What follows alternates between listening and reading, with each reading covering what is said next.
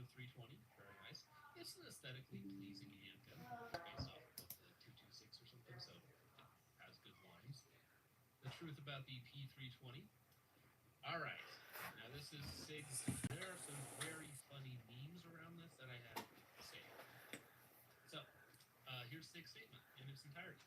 The P320 cannot, caps lock, under any circumstances discharge without a trigger pull. That is a fact. If you have ever seen it do that, again, that is what Sig is calling your lying eyes. That is AI generated, that is CGI by the competition. Glock is actually putting these fake guns out there and calling them 320s, and they're going on their own. So, also leftist propaganda. We'll get into that in just a minute. The allegations against the P320 are nothing more than individuals seeking to avoid personal responsibility. Now, speaking about profit, some of these people have won, I think upwards of $10 million is the biggest settlement so far that we've settled with these people. So, and now avoiding personal responsibility, some people would say that's exactly what you're doing here with this statement.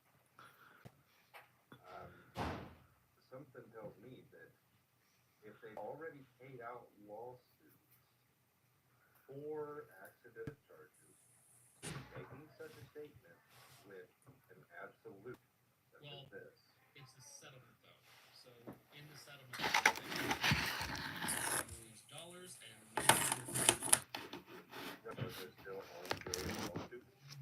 Sure, but their position is, as of the second in time in all of those lawsuits, that it is not their fault until they eventually settle for some 6-7 figure settlement, right? Wow, I don't know. That just seems weird. I mean, if it's not your fault, then well, why settle? Why settle for such large numbers? Right, yeah, of course, and again, you can see videos of it. So that's the nice thing about it. You don't see a lot of footage of guns in general in everyday life, but you see a lot of footage of Sig 320s going off on their own in everyday life, which is funny. No, that's definitely Glock. They have diversified their portfolio. They are not only working in pistols and horse. We're too early in the stream. Yeah, it's Glock propaganda. Glockaganda, you could say. Glock has an AI machine now. The AI videos, deepfakes from Glock. Yeah, so the settlement's Protraband, who has a couple of very good videos on Sig. If you guys are interested, you should definitely go check them out on his channel. Settlement equals a bad nice case. Defectively designed determination.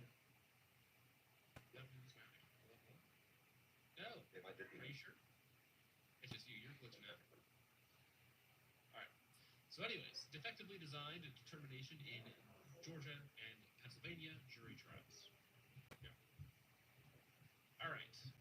So keeping on with the statement as we're trying to, I figured you guys would hear me.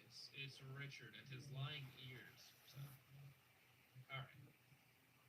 Let's see. Recently, anti-gun groups and members of the mainstream media, trial attorneys, and other unformed and agenda-driven parties have launched attacks on one of 6 Hour's most trusted, press X to doubt, most tested, it might actually be one of the most tested, as in beta tested on the consumers, and most popular products. Now, it is one of their most popular products. Again, I think they've done a great job to militaries and police force. Okay. Who's here? Who do we got? Ukraine. Do I like Russia? What kind of question is that? I'm sorry. That is such a loaded question. It's like, if I say no, then it's like, oh, well, do you like Trump? Because if you like Trump, then you like Russia. But, like I have an AK. I support Ukraine's right to exist. I don't really like, I don't like the politics around everything that's happening with Ukraine and Russia.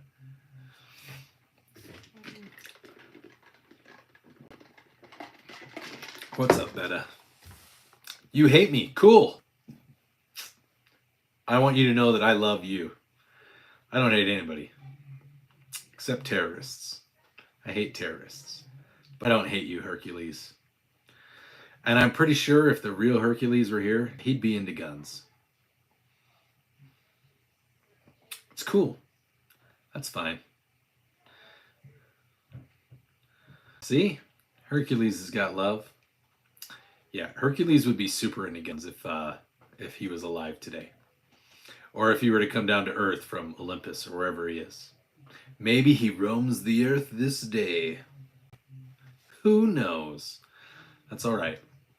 So, this is like my third live stream tonight, but I mean, I was driving and we went and got ice cream and then we lost all the audio. So, I wish there was a way to actually see who's watching the live stream. That would be awesome. Is there a way to do that? I'm gonna have to search that. If there's a way to see who is in the live stream, who's watching. So, welcome to the Green. Hello, Green Horizon. Thank you. I'm glad you're watching the live stream. If there's anybody on the East Coast, I appreciate you watching the live stream. Please go to bed. It's like almost 1 a.m. there. I am gonna take off my hat. You're gonna see my hat here.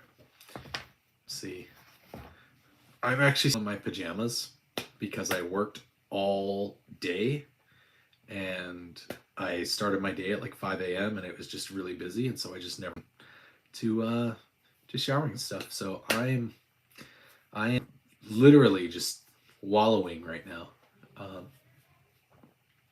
That's okay. That's all right. Sometimes that's what life is like. And we roll with it. Hey, so for those of you that are watching and that are new, wow, that was quick. We hit 2,000 subscribers today, which is really awesome. I feel like it was just like 2 days ago. Thank you. I appreciate it. Appreciate the multiple subs. Yeah, it is a win. A lot. Like I'm not a big channel. I'm not a monetized channel. I'm just a regular guy. That I guess, I mean, I like guns and I like to talk to people about guns, but I also talk to people about, dad and just everyday stuff. We talk politics sometimes. I was pretty political on X today. There's a Canadian dude, and he's like a kind of like a troll account, and it was frustrating. But anyhow, I digress. So anyways, welcome to the Below Average Utah Dad. We're live every night. We do a live stream, and it's called the Overnight Armory Watch. I mean, I get why some of them, I actually think it's a really small percentage, just like it's a really small percentage here in the US that's really like pulling their hair out, gnashing their teeth, and setting themselves on fire over like Trump. I think most people are just like, well, I didn't vote for him, or he wasn't my first pick, but I'll do it.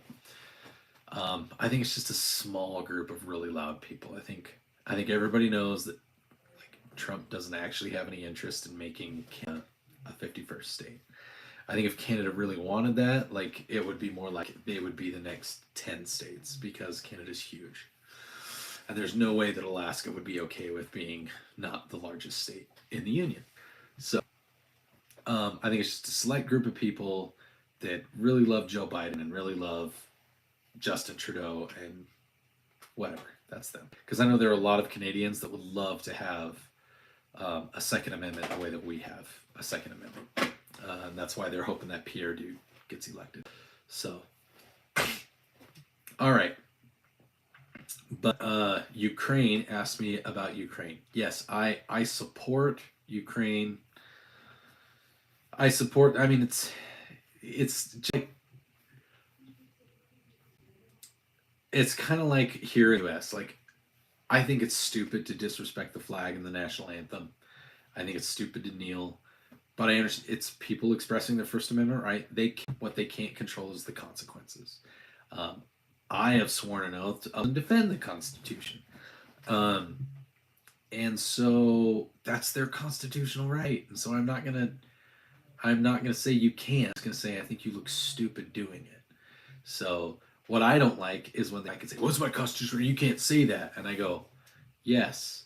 Just like it's your constitutional right to disrespect my flag and anthem, I can say, "You look stupid doing it." You might not like it, just like I don't like what you're doing. But that's how the First Amendment works. And that's why we have a Second Amendment to help uphold the First Amendment. But to answer the Ukraine, I don't know if he's still in the chat to answer his question. Yes, I support Ukraine in the sense that I don't believe that you should be annihilated. I think your country should exist. I think that the war is kind of lost cause in the sense that it's become a war of attrition, and Ukraine is not resupplying their manpower in a fast and efficient. They can do it quickly, but they can't do it in a way that they have like good trained manpower that they need for the battles that's to come. Whereas Russia is just offering people like in Yemen and Syria and North Korea, they're saying, hey, if you come fight on our front lines when the war's over, you can be a Russian citizen and you'll get this, knowing full well that those dudes are probably gonna. So Russia's it's kind of like they got the cheat code for infinite lives, and unfortunately Ukraine doesn't. So in that type of conflict, Ukraine isn't going to outlast that. They can last a long time. We can continue to give them money and weapons and things like that to defend themselves, and that's not a bad thing, except that they will inevitably end up getting wiped out because NATO can't get involved, because then if NATO puts troops on the ground, then NATO's at war. Then you've got two nuclear powers at war, and that's not a good thing. We really don't want that. And that's probably already going to happen in the next couple of years with the different two nuclear powers. Yeah, and you can, it's like, and you can't blame Zelensky. I've said this multiple times before. Like you have Trump and Zelensky, and any political leader of a nation, like they're narcissists. They have to be. They decided, you know what I think I do? I could run this whole country. You have to be at least a little bit narcissistic to think that, okay? So let's put that on the table, and let's just say politicians are a little narcissistic. Thanks, Goose. I don't know which one I look like. I can't remember. It's just my vest and one of my squadron shirts. And absolutely, Zelensky needs to look strong, because people aren't going to want to keep defending against what is very clearly like a very one-sided kind of eventuality war. So you have that, but also want to have the security assurances that Russia's not going to come back in. I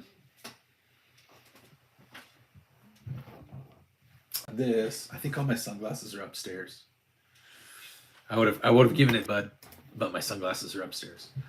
So it's just not a real great win scenario in Ukraine for anybody.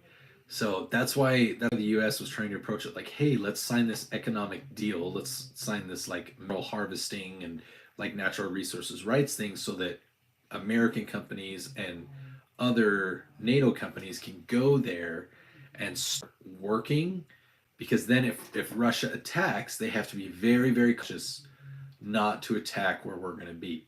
And if we're closer to those lines, they're going to have to stop attacking, because if they attempt to draw the first punch, then that changes the playing field quite a bit.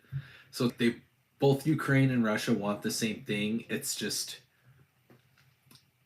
how they're getting there. That like Europe has come together. It's actually really great that Europe's saying, hey, we're going to spend all this extra money on defense. That's really good, especially like if something kicks off with China and Taiwan, probably Russia and Iran and North Korea are going to get involved.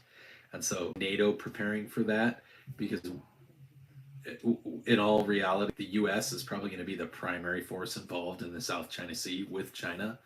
And we're going to be like, hey guys, we're a little busy trying to, Taiwan get their island back. So if you guys can take care of Europe, well, we're over here. Um, yeah, so it's not going to be pretty if that ever kicks off, and I'm willing to bet that that will going for us. And like, hey, look what we can do now. Look what we've got. We've got this. We've got that. We can match. We're so much better than America. I don't comment on whether or not that's accurate, but it's excuse me. It is a threat, and it's a threat that needs to be taken seriously because you should take threats. But yeah, that's kind of my views on geopolitics right now, on what that is. Canada is kind of being like some people. No, you're good, Paul. Canada's being weird about some things, but I think it's just a few people in Canada.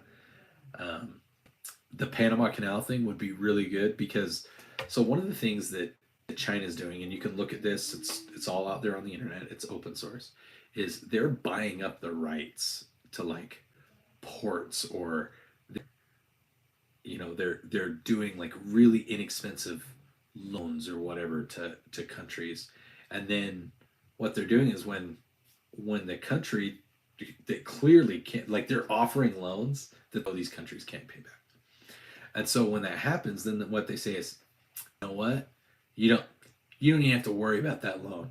You just let us lease this port in your country for the next 150 years. Just sign this agreement that says we can lease it. So that's the kind of thing that they're so that they can expand global soft power.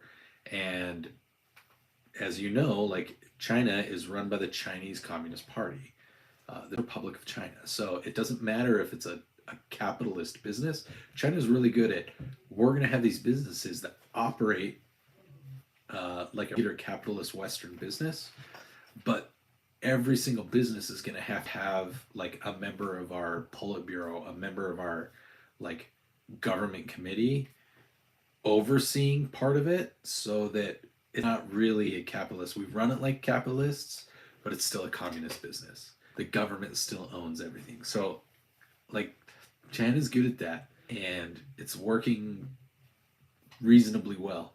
They've been able to build up their GDP. They've been able to build up their military. Like it, yeah. They buy things through shell companies. I mean, what do you think ByteDance is? What do you think TikTok is? TikTok it's still controlled by China. It's still used. That's why I don't have a TikTok account. It's probably why I still only have 2,000 subscribers. Yes, I refuse to do TikTok. And it's not to say that like they don't have their hands in other social media companies. They do, but like it's like they're not even trying with TikTok. So China's a global power that's happening, and like I highly recommend those of you that don't watch, like go to Habitual Line Crosser, because he really gives some great insight into the way that like it's comedy, it's funny. I love HLC stuff. Later, Beta.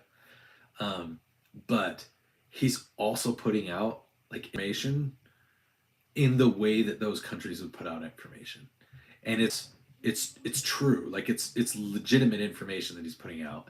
He's reporting news and he's reporting current events. He's just doing it in a fun way, and it's correct. It's probably one of the most correct news media outlets that are there right now.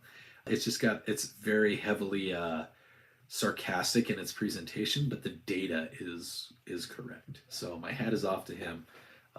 The stuff that he does air defense, in the Army. I think he's somewhere in Colorado, I believe.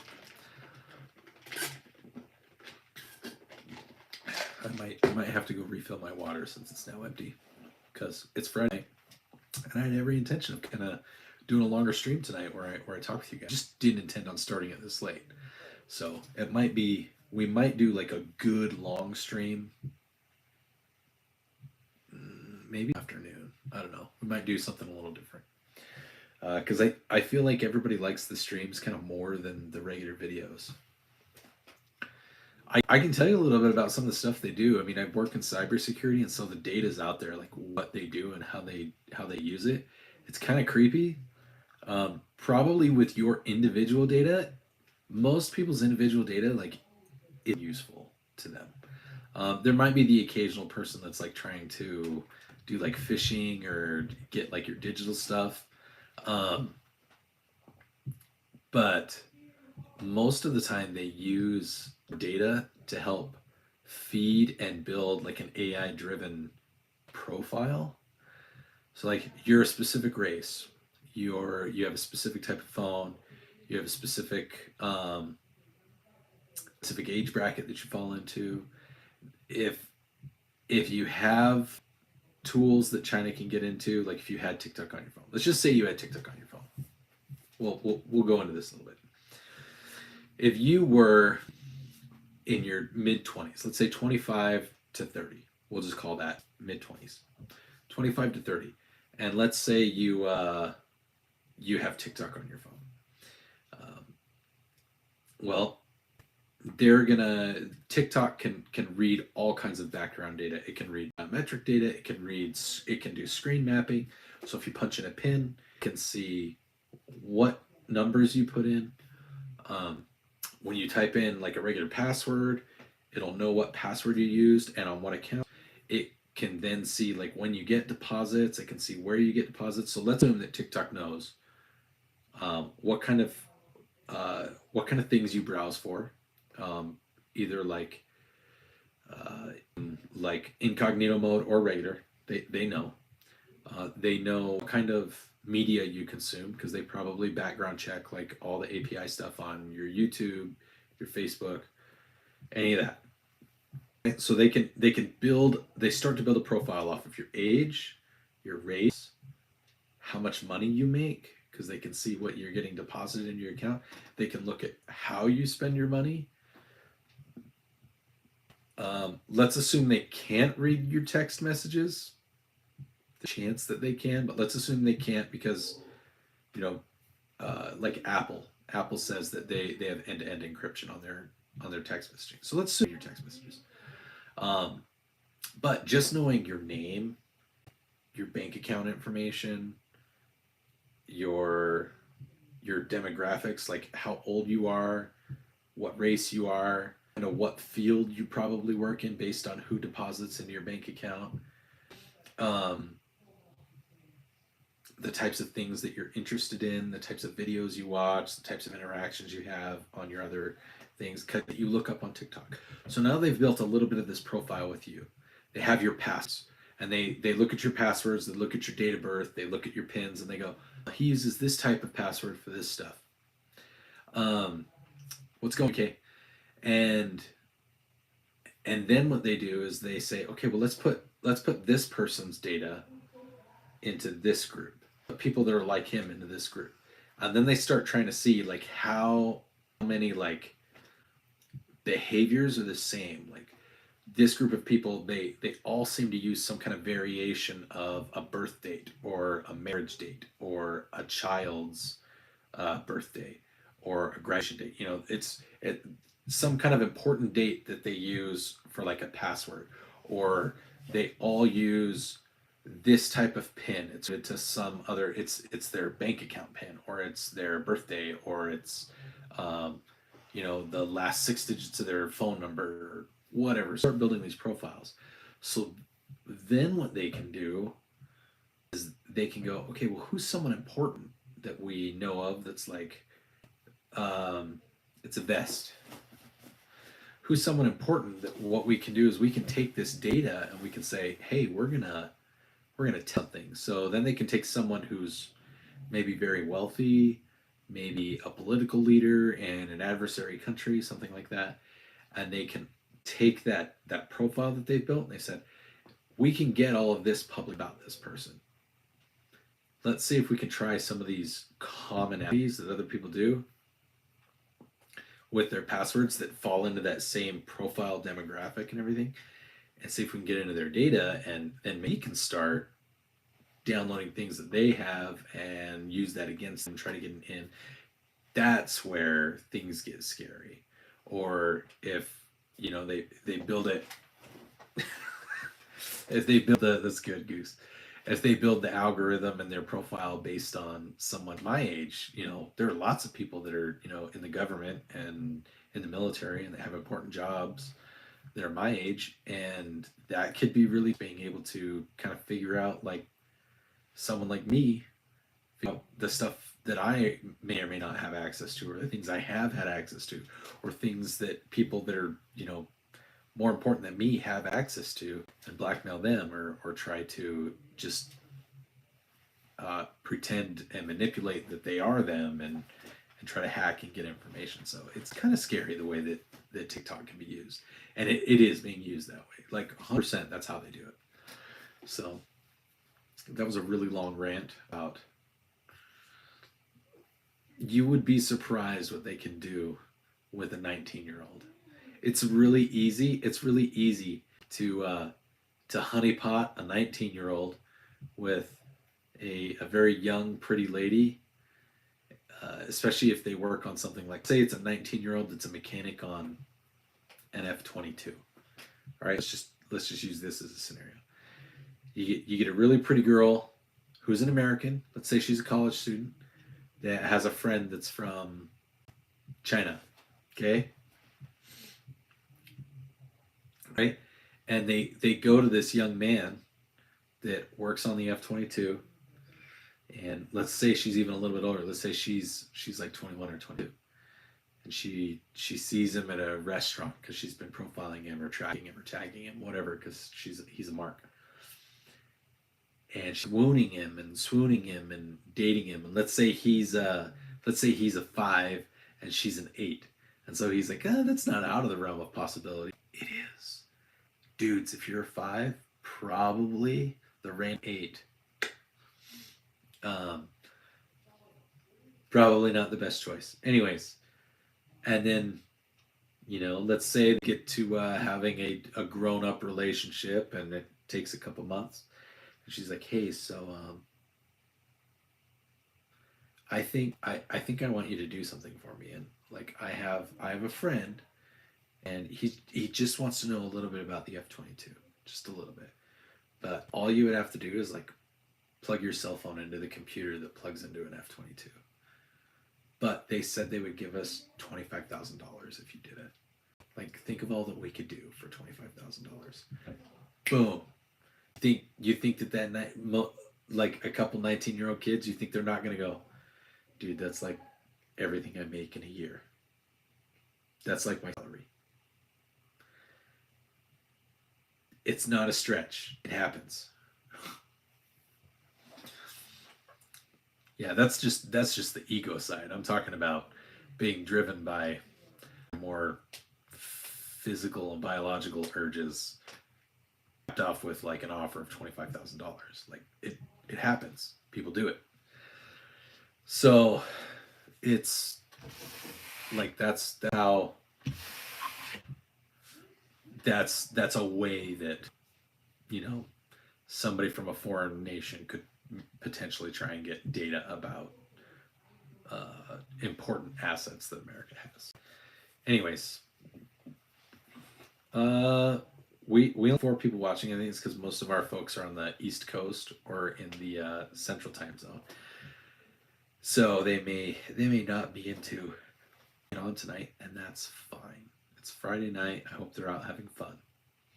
But who wants to talk about guns? I feel like that's something we normally would do, is we talk about guns and firearms. And I'm happy to answer any questions.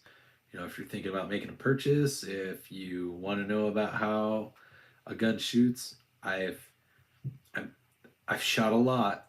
I shot a lot of guns. So you want to one-hand a sawed-off goose, you do that. I think you should post pictures of the aftermath in the Discord channel. Horizon, if you then don't do it. If you're weak AF, don't do it. How do you feel about CZ? I think CZs are very well built.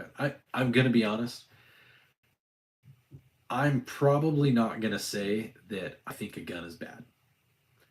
There are not many guns that I am aware of that I would ever say I think are bad or poorly built. I know that there's a lot of stuff in the news right now with a specific manufacturer, and I'm going to stand by my statement that I said earlier regarding SIGs and the P320, specifically the M17 and M18. I've shot a lot of them, and I've never, ever had a problem with any of the SIGs that I've shot. So I'm going to stand by. I trust SIG. Do I think that they're trying to get ahead of, I don't know. I think they're trying to do some damage control. I think there's probably some validity to the concerns that are out there, but I don't think that all of them are correct. The Sig P320 has been around for a while. It's gone through many revisions and redesigns and engineering things. It's had changes. And yes, it's not a perfect handgun, but it works. Do you have an FFL? Oh, the Diablo 12 game? I don't know what that is, Goose. So that being said, I hope that SIG, with whatever's going on, I hope that they come out ahead. I don't like seeing private companies shut down. I especially don't like seeing gun companies shut down, because the more gun companies that get shut down, then the fewer options we have available to us. And honestly, the more guns that people can, I think the better. Because if we're an armed populace, then we are not an easily controlled or manipulated populace. So I am a firm believer in that. I think there's a time and a place for a hammer-fired pistol, and I think if you EDC a pistol, that's not the time or the place. I think striker-fired pistols are the most reliable and most safe, everyday, very compact pistols that exist. That's just my personal opinion. So, but there's people that that's not true. So it doesn't mean that my opinion's right. It's just my opinion, and it's the one I stick to.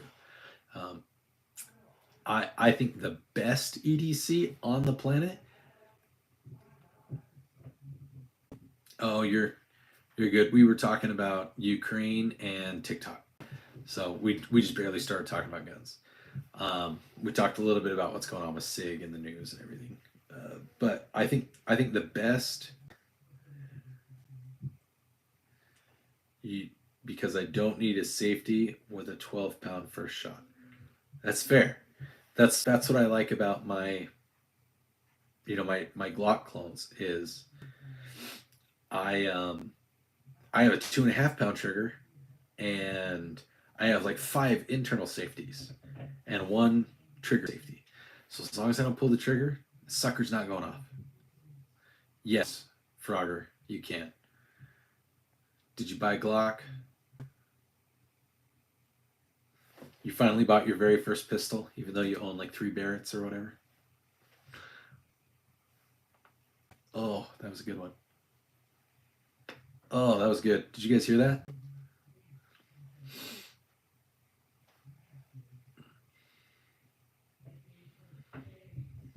Yes, tell me your job. Everyone is welcome to tell me what they do. I'm not going to tell anyone. The rest of YouTube might tell somebody. I tell you guys I work in cybersecurity. So I'm looking at my chat.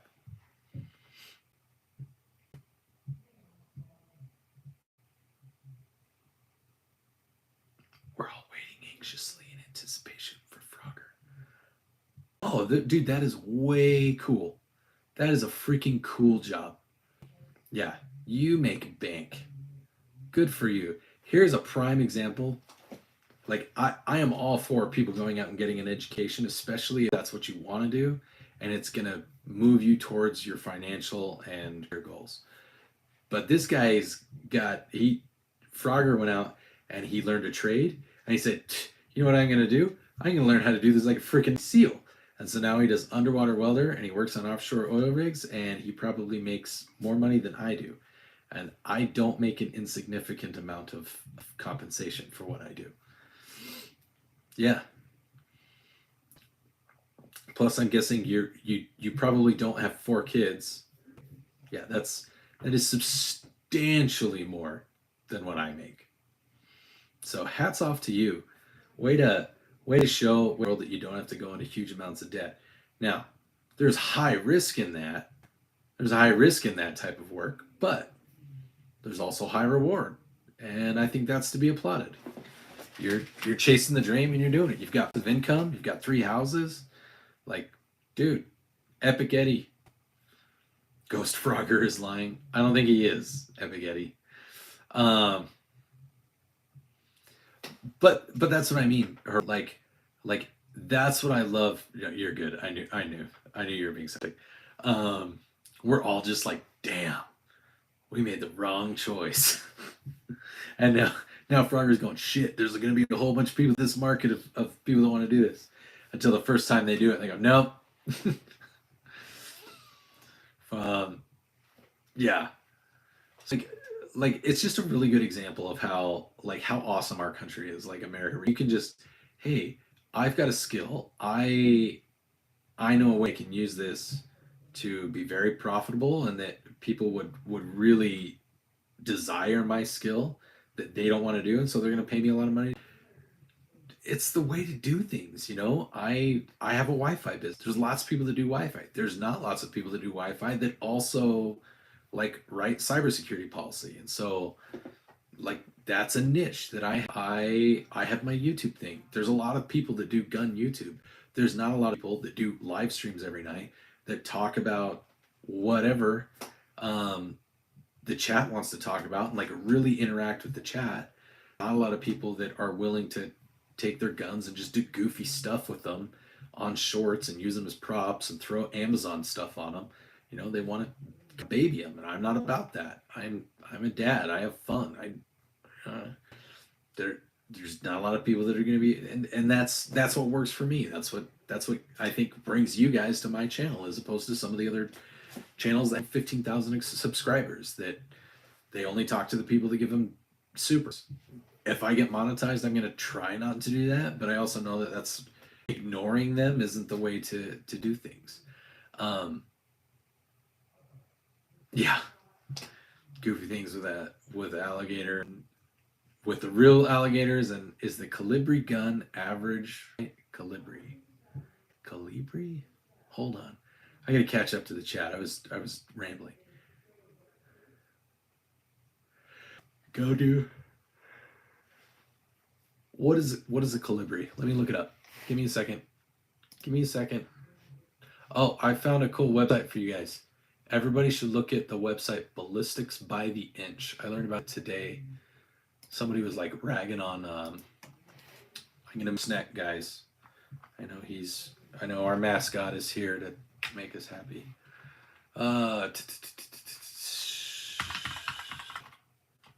Calibri rifle. Is that what it is? Oh, is it that air gun? Beta, is it the air gun? The caliber air gun? No?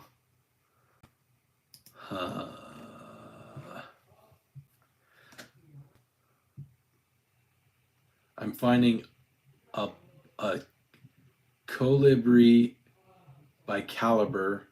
It's a semi-automatic bullpup air rifle.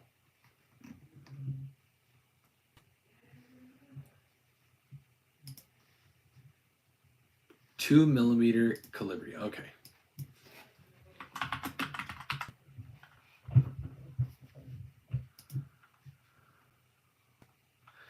Okay, hold on.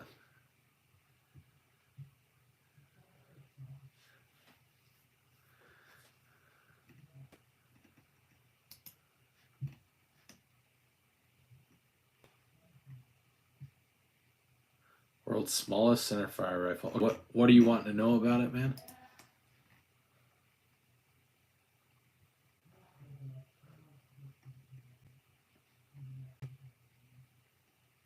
Sorry, Jedify. Sorry, I'm just realizing. I see. I think I see what you do. I suppose. I suppose the Libri, the world's smallest centerfire rifle, I suppose it might be average to someone. It depends on what you're aiming it against. 2 millimeters. For people, that's average. I mean, I guess you could use it as a hole puncher. I'm gonna get a bad to the core pistol. You asked me about pistols yesterday. You asked me about what was it? Go for it. You should do it. If you're gonna get a 1911 and you want to go like just absolutely as true to the 1911 as possible, get a Colt. If you want to go varied on it, get a Browning high power. Browning helped Jonathan Moses Browning, who's a relative of mine, by the way. He helped design 45 ACP and the 1911. So yeah, he was pretty good at what he did.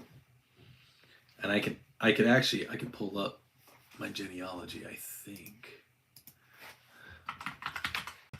So you guys.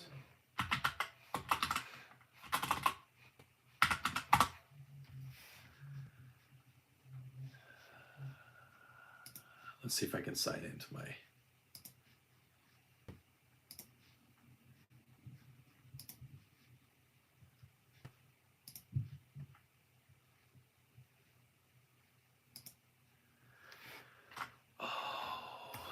Let's see if I can remember it.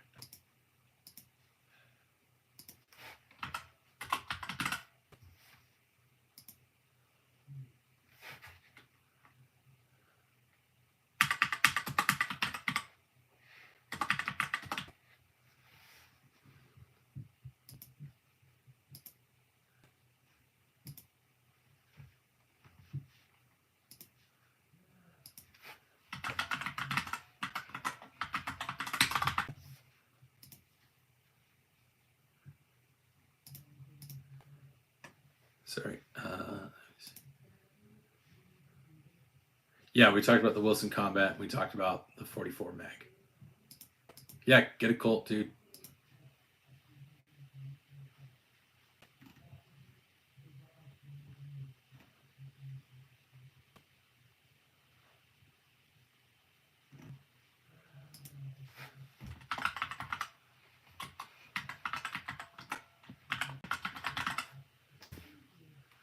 Okay.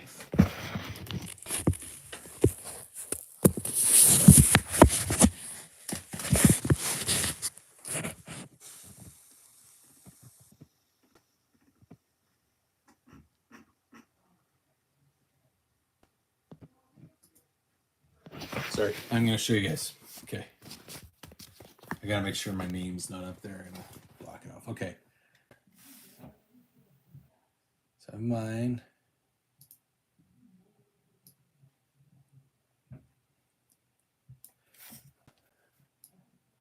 Okay. So that right there, Neil Wilford Vance and Nola Browning Thomas, that is my mom. That's not my mom. That's my grandma and my grandpa on my mom's side. Now you'll see the name Browning is her middle name because that was her maiden name. Or it was her middle name. Her maiden name was Thomas. Her mother's maiden name was Browning. So if we keep going down, Charles Henry Browning, and we keep going down this way, David Elias Browning. There's 1805 to 1879, John Browning.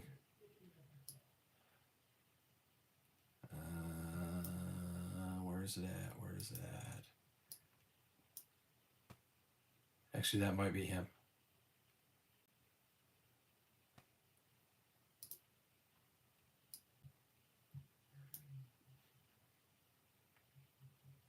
Yeah, that might be him. The Browning. Tennessee. Death, Ogden. So there you go. Proof.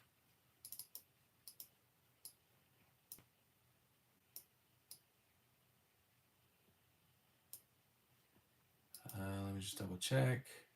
Oh yeah, there we go. There we go. So we go up to Jonathan Browning, to Edmund Browning, his father. There is John Moses Browning. So John Moses Browning is like an uncle. He's like a great uncle. His brother, Jonathan Browning. There's John Moses. There you go, guys. Proof is in the pudding. It's my family history.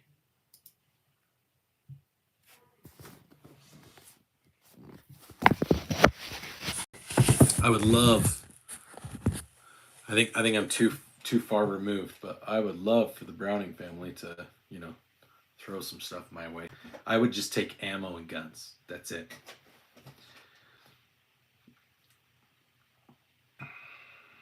Jonathan Moses, right? I could pull that back up and see which one it was.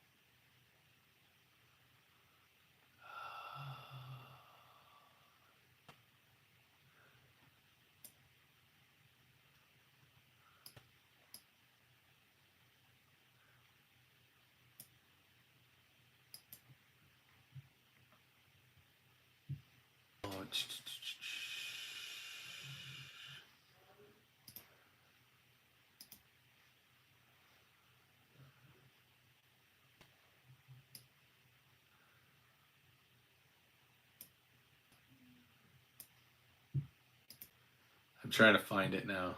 Exact how I'm related to him.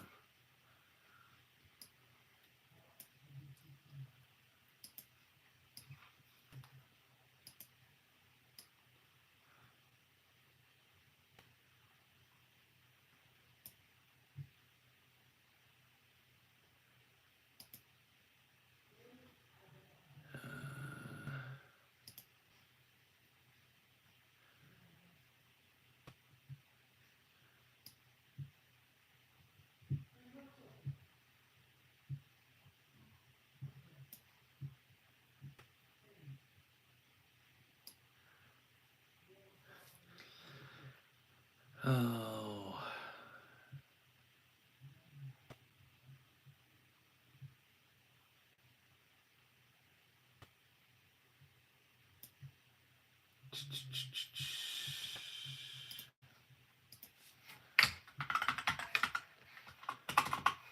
Jonathan Moses Browning.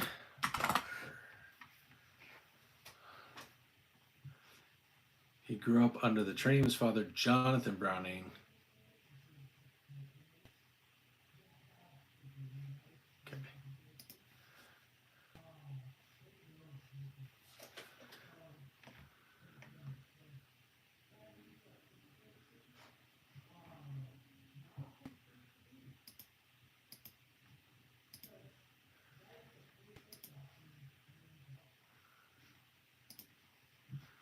Let's just do it this way. It's easier to go.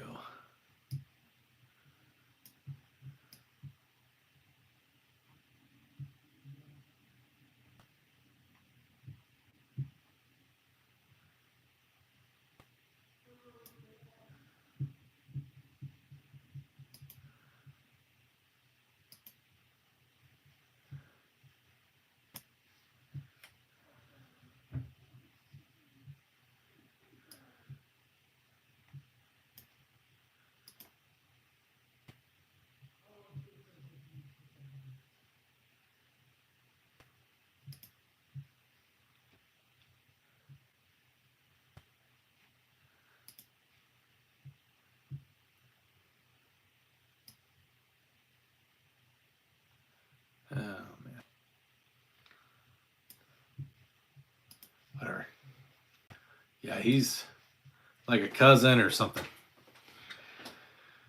My mom knows. It's my mom's parents.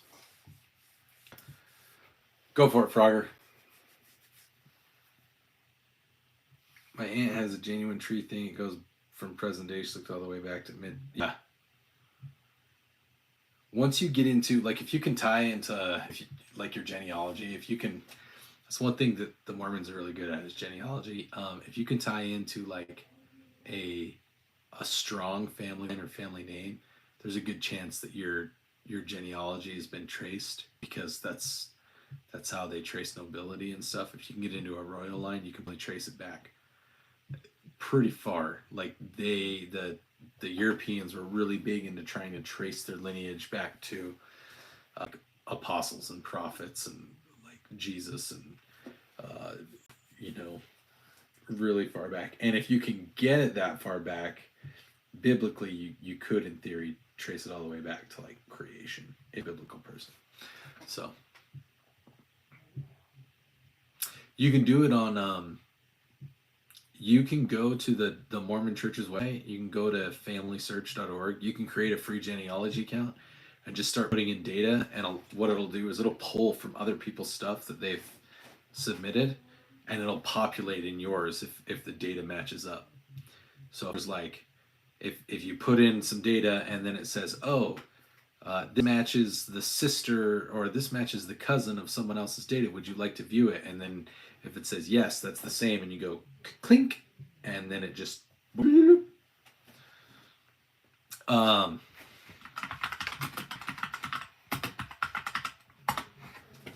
since the links don't work, you can go to that website and do it. When I was an active practicing member of the LDS Church, when I was a full-fledged one, that was one of the things that I kind of specialize in. That's why I'm pretty good at that stuff. That's why that family tree that I showed you guys is thorough. It's something that our family's been doing for a while. At one point when I was looking at it, I was able to trace it, and somebody at some point was putting in stuff from way back when, and somehow it traces to like Zeus and chaos. It's kind of cool. Like when you go that far back, you go, did somebody just put this in here? But the fact that like there's a little Easter egg kind of thing that you can back to, it's kind of neat. So yeah, so that's something you can look at. Learning your family history is kind of cool. Like just kind of knowing where you come from, what your lineage is, like it's kind of neat. It's worth checking out. It's worth doing, and you can do it for free on those things where you don't have to give in DNA. You do have to, you have to put in some of your personal information, but it's like with the church, it's not with a government or like not a corporate organization. The church isn't going to sell your data. They'll use it internally within the church, but they're not going to sell your data. So there's that. Oh, sorry, I got sidetracked on that. Now everybody's left, and there's only 3 people watching. That's okay. I don't know that if I can edit the name of my edit video. Name it. I can.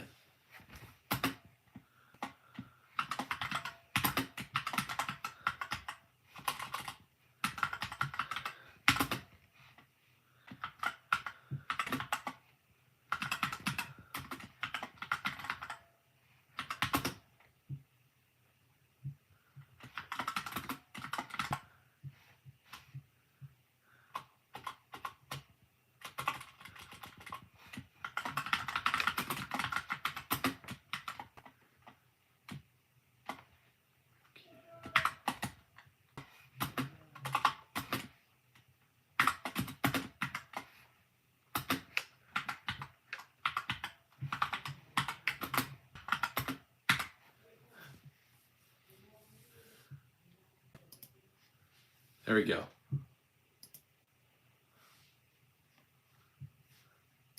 And let me change the name of this stream.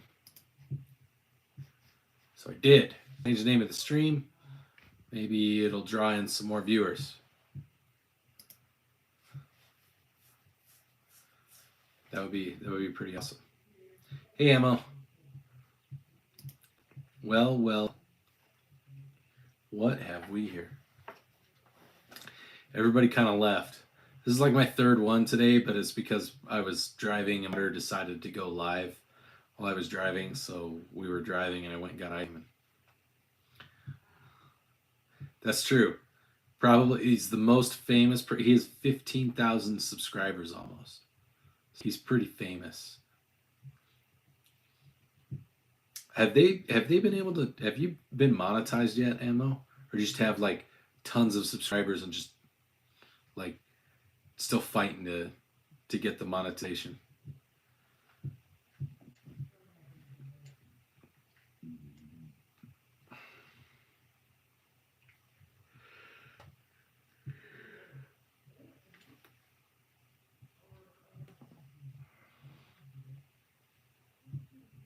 It's J-Dog. It is late for you, J-Dog. It's late for me. It's almost midnight for me. I know it's later for you.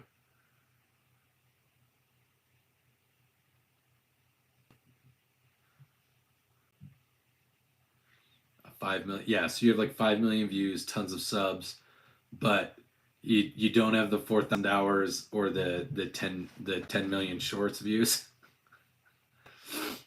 So it is the weekend. I made that Friday video just for you, J-Dog. I felt like that had your energy. I thought you'd love it.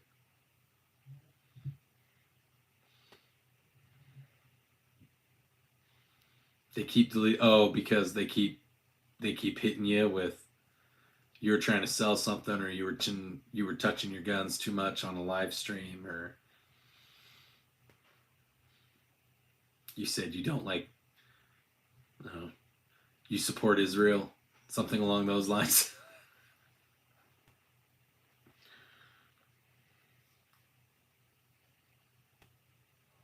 Yeah, that's what they say.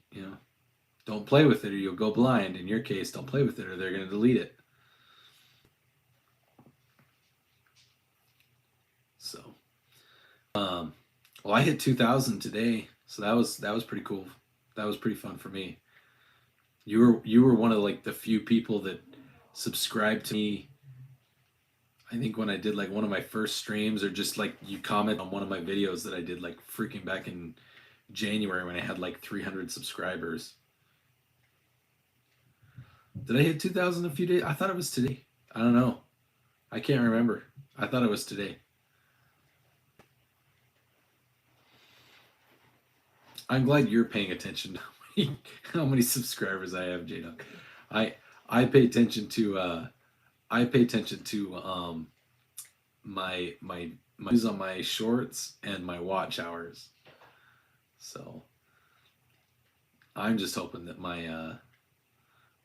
that if I do ever get monetized, that it finally kicks in and then it, because I think it shows that then it things will kick up a notch. I might actually get to go to a range tomorrow and do some shooting. I won't be shooting a shotgun. I make Corey sad, a couple of people sad, but if I go to a range tomorrow, I should have some video on my shorts of me actually shooting guns. So that'll be fun. I can add instead of like the same 8 videos that I feel like I do over and over. I definitely feel like the algorithm isn't liking me because it's like the same clips with different sound bites, and so they're just not. I'm only getting like 300 impressions right now.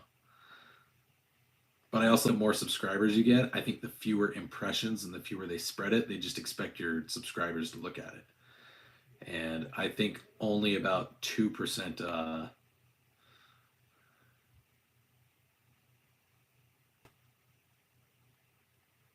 Yeah, I know. It depends on what you do in the videos.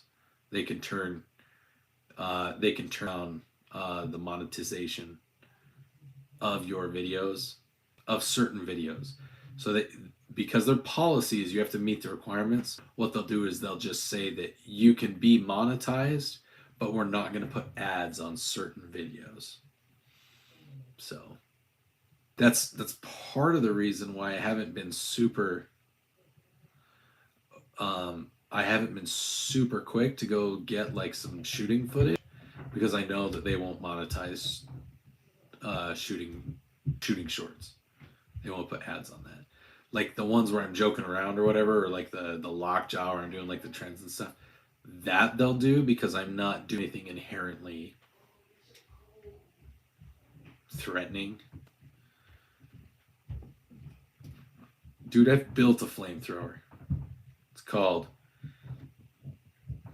a potato gun with the potatoes.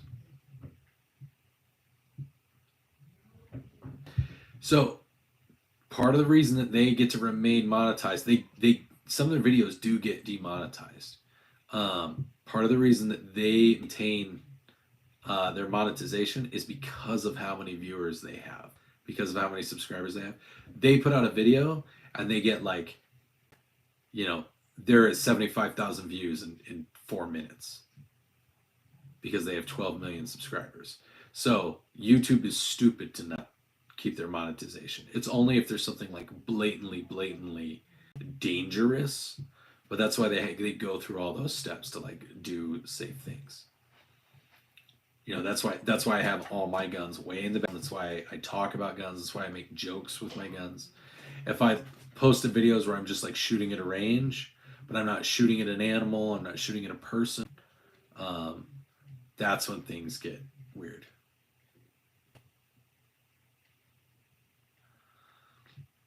I mean, he's got a niche. He kind of makes fun of everybody. Demo. I actually think that my stuff is a little more on the. Did you know the state Utah I located in USA?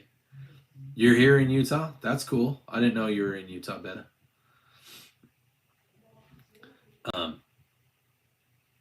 I mean, honestly, of all the dudes that are out there, my shorts are probably more like Brandon Herrera or Demo Ranch than say like Hickok 45. So I don't know. I've subscriber of Demo Ranch since he was at like about where I am. Like seriously, I saw one of his first gun videos.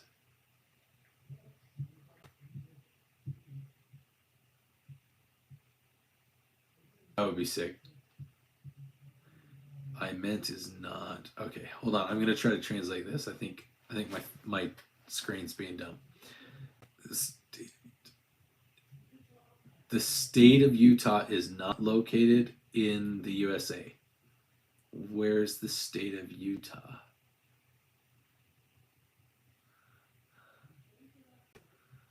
What do you mean he sold his soul? We all watched him over and over and over and over. The state of Utah is in the USA, yes.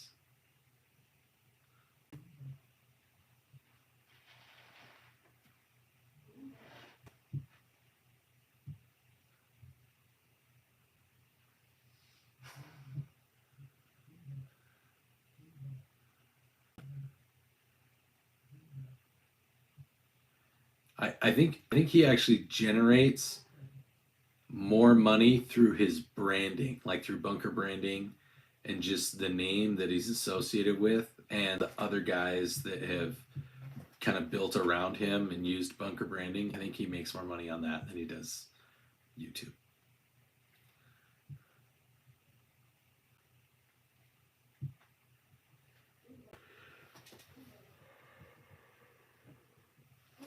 Oh man.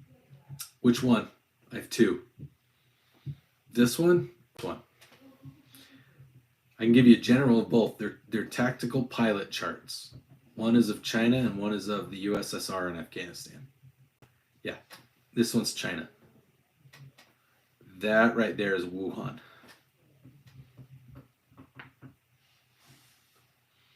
It's COVID town. The Wuhan virus came from right there.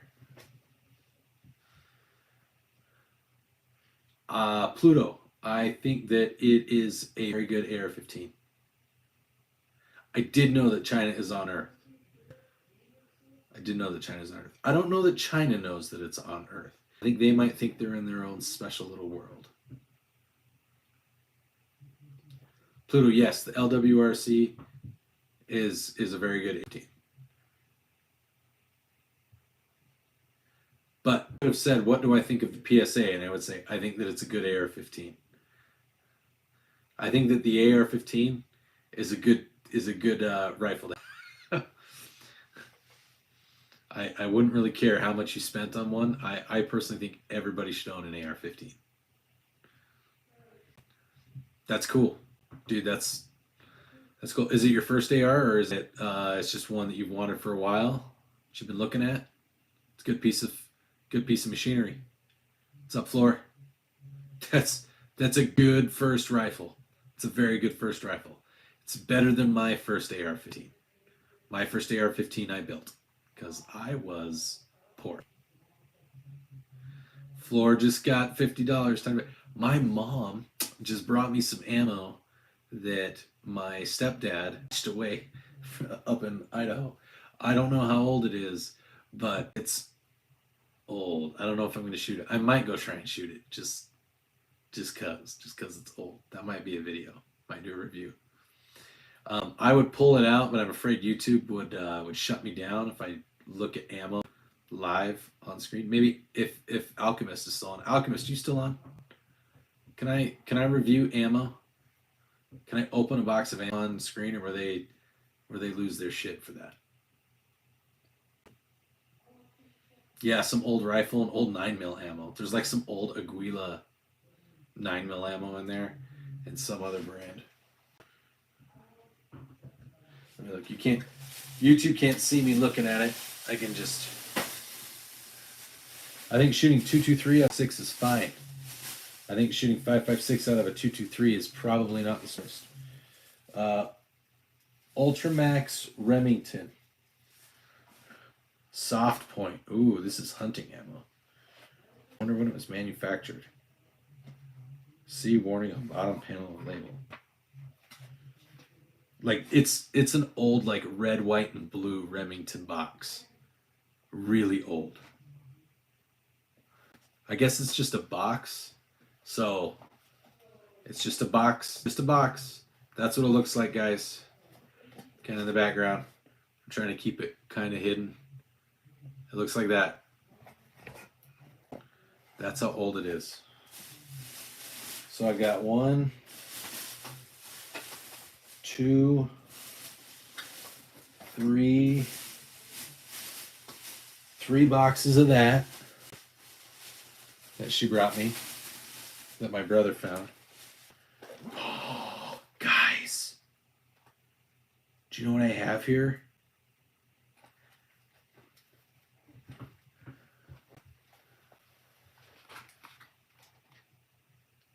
Made in China by Norinco.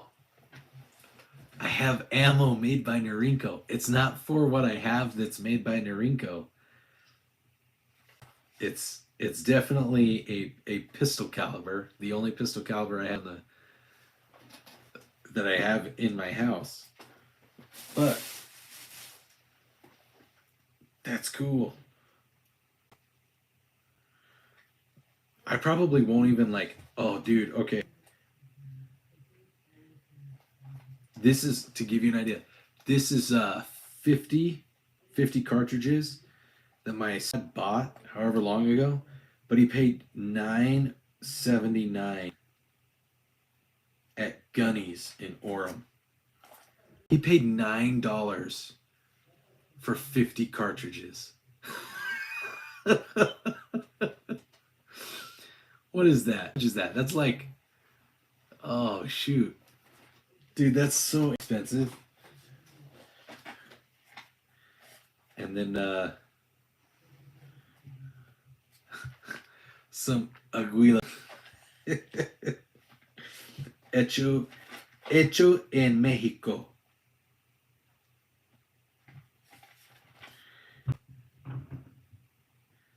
I want to see if they have the date.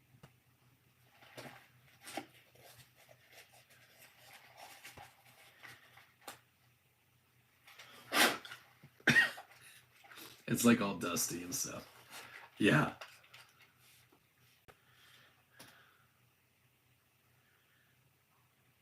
That's crazy. It's like it's just like in the box. I'll do like an official unboxing video. I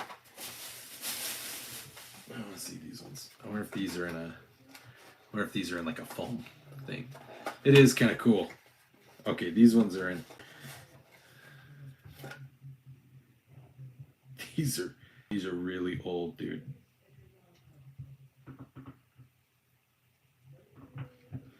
It's just like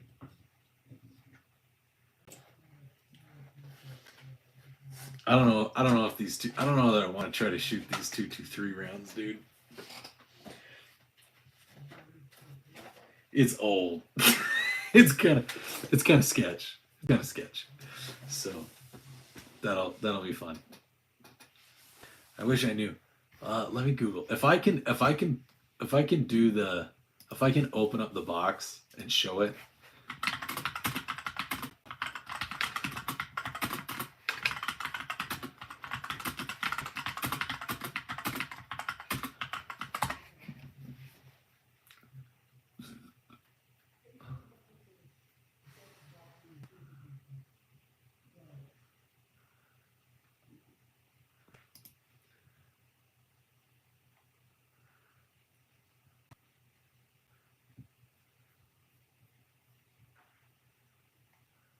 Okay, it says that I can open the box. It says that I can show you guys the ammo. I'm looking at the YouTube policies. Okay, we'll see.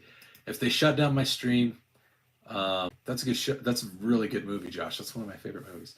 If they shut down my stream, then that'll be it. Okay. I'm gonna risk it. There's only like 6 of you on here.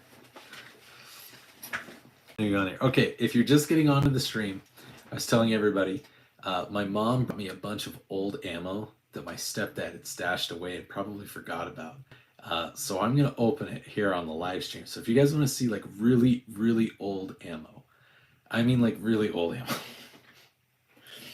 like probably like 40 or 50 years old, because I probably bought it forever ago. Okay, so I'm going to start with the Aguila ammo. Okay, so here's the box. Aguila 9mm Luger Parabellum, hecho en Mexico. Industrias Tecnos S.A. V. Carretera a Tepoztlán, Cuernavaca, 62,000, Mexico.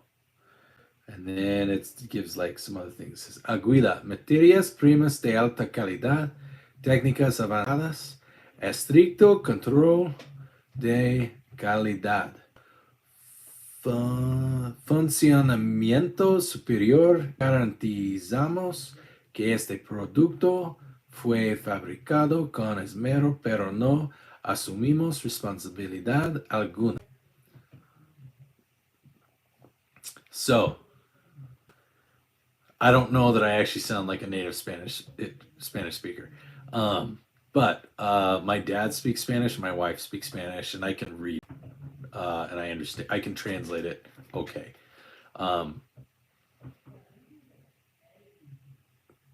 Yeah, it's actually got 2. I think that's French. It's either French or Portuguese. And it says highest raw materials. The translation is highest raw materials, advanced techniques, strict quality control, superior performance. We guarantee the exercise of reasonable care in the manufacture, but assume no responsibility. We took really good care to make this really well, but if it blows up in your face, it's not our fault. Okay. Here we go. Ready? Look at this. It's just like it's just shoved in there.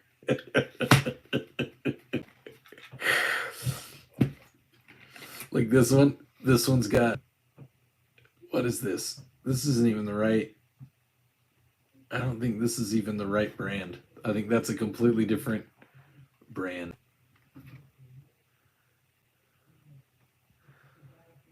What does it say? 92 LY 9x19. These are all the Aguila ones, the ones with the copper. Yeah, the Aguila looks to be pretty good. It looks in pretty good shape. There's like these random gold ones in here. I don't know what this is. It's still 9x19, but it's like it's a brass bullet.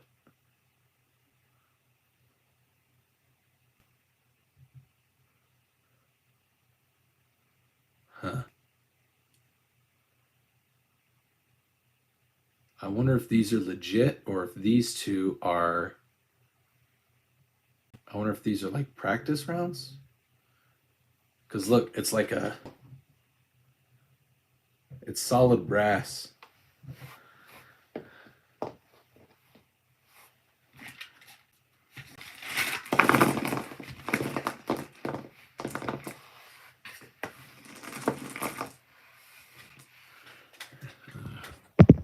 Here it is.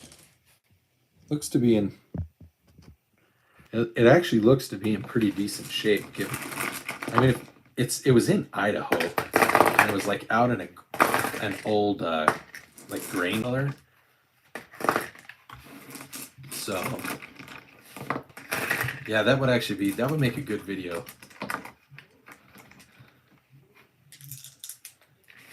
That's a good sight. Okay. I'm kind of interested to see what these. I'm gonna leave these gold ones out. Okay. We'll open the other box of Aguila, and then open up the Norinco.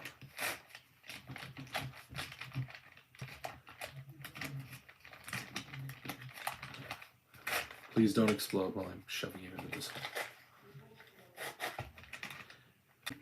So, there's a lot of people that swear and only swear by like hydroshock ammo, like hollow point, hydroshock. I really like, and I showed this to J-Dog. I really like NovX. It's a really, really, really fast, really lightweight ammo that you can get for a 9mm. This box is a little more dirty. Yeah, a little bit of stuff on it, but it's called NovX, NovX ammo. It uses copper and polymer for the round, so it's extremely lightweight. It uses a hybrid stainless steel and brass case, so it has really high pressures. Like, it is a fast round, a really fast round. Yeah, there's none of these special gold ones in this one. This one's pretty. Oh, that's different. That's different. Look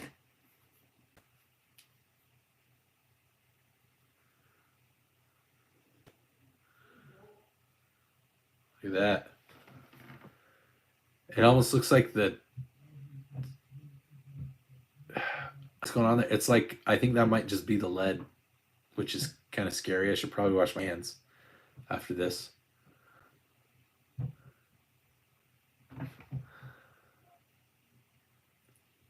FC, this says 55. I think this round was made in 1955, guys. Yeah, it's like, I wonder if like the copper jacket fell off of this, because that's what it kind of looks like, is that this is the lead and that the copper jacket is just gone.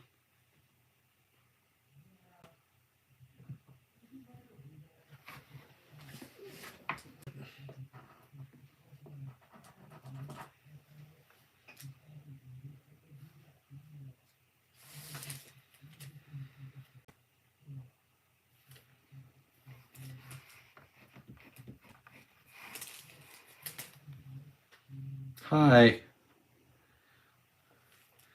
I won't have a third eye from lead. I'll just freaking not be able to breathe in the morning.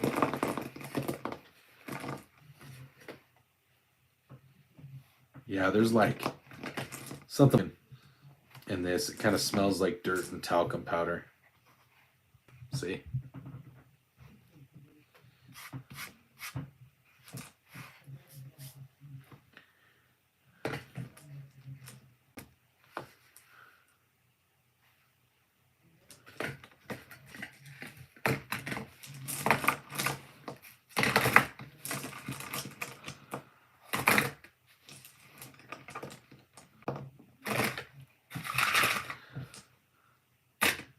But it's all this ammo could also be like, could have been my grandpa's. So like this could just be silt from the Teton Dam flood, because that's where my mom grew up, was up near where the Teton Dam broke, and she was there for that. And so like her house, because she lives in the farmhouse she grew up in, it still floods every once in a while.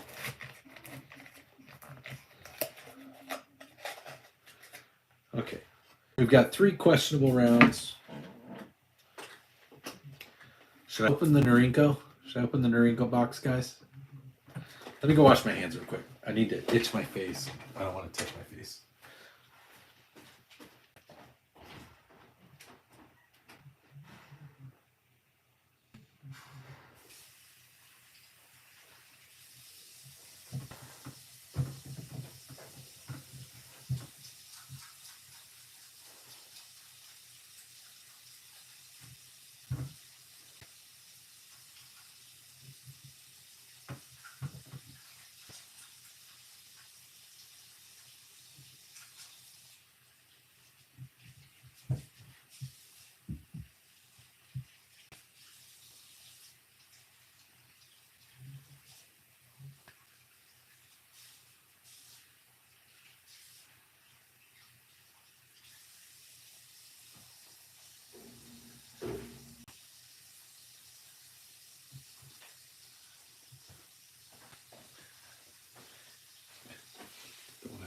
Have to have my wife put a message up on the stream.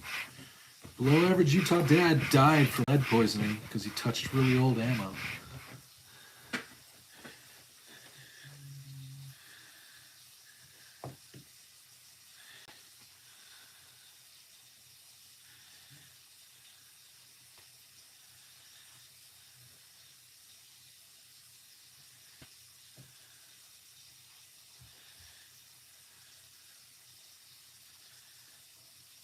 Yeah. Guys, look at this. This had a jacket on it, like it had some kind of jacket, and it's just coming off. It's crazy. All right, so.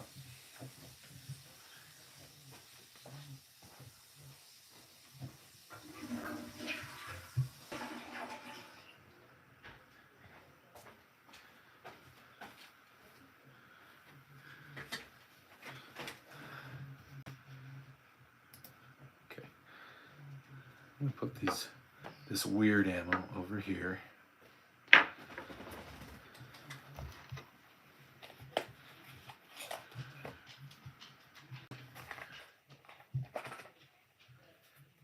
Okay, we're gonna open the Norinco ammo now, guys.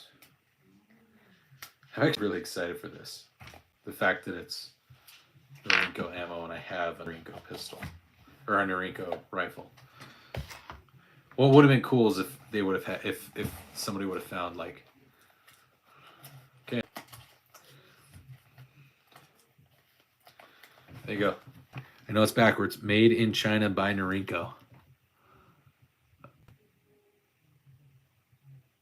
Keep gun pointed a safe direction. Wait 30 seconds. Carefully unload. Avoid exposure to breach. Oh, they give like, if gun fails to fire, they give like, what if there's a misfire? That's actually very impressive.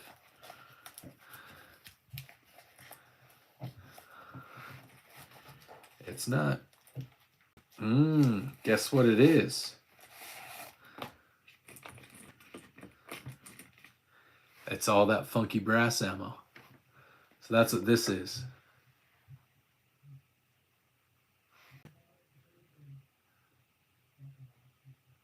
Yeah, Those other 2 rounds, those are Norinco rounds. So I've got one that's got a little bit of corrosion on it. You can see backside's got some green on it. I don't know how well you guys can see that.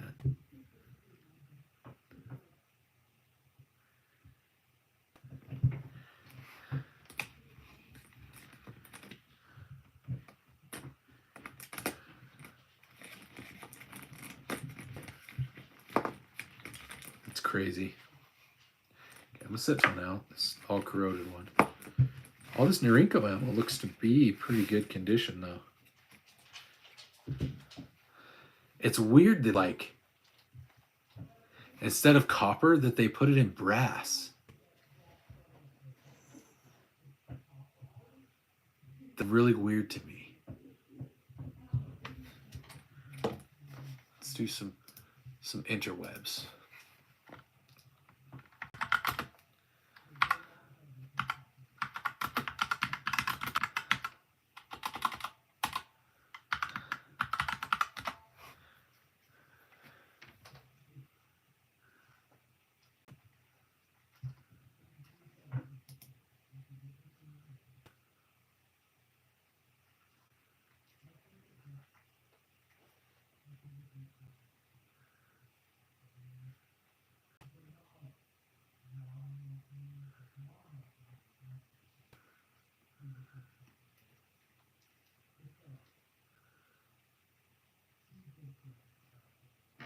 So here's what is that this ammo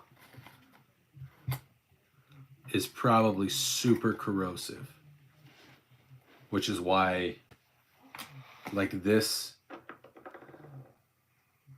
is probably Norinco ammo too, and so, like, the primers eventually will, like, corrode certain parts of the thing. So this is a corrosive piece of ammo. All of this brass ammo, that's why it's in brass. That's why it's corroded on the bottom.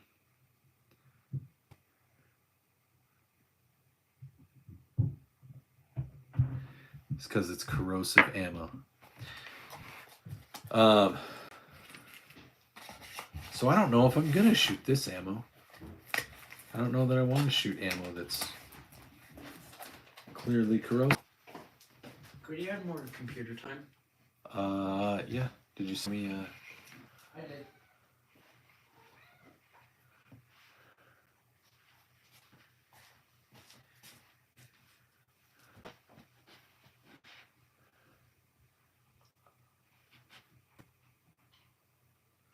Hold on, I gotta find.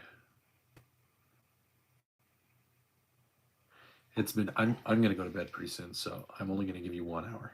Okay. Okay. Okay, you can be down. I never did my sleep study today. Claim it.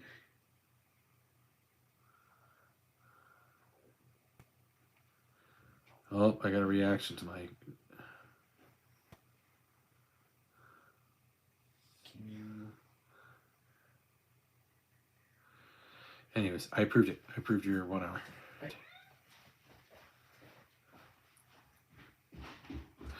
Alrighty, sorry. Josh here.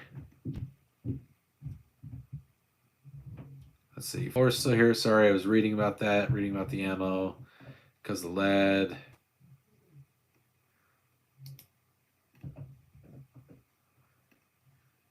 It all looks shootable, but it all looks super corrosive. Is what I'm saying. So the Aguila says it's non-corrosive. The Norinco, I think, is probably going to chew up my barrel unless I wash it out, and I really don't want to take my barrel out and wash it. Okay, now let's look at the 223.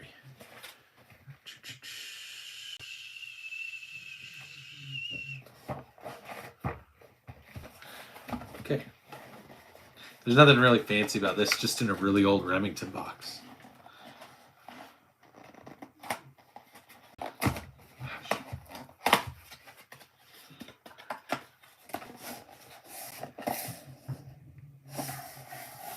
Yeah, I think this might be corrosive too. That's what it looks like. Look at the discoloration on that. Hi, Luca. Hi, OBK.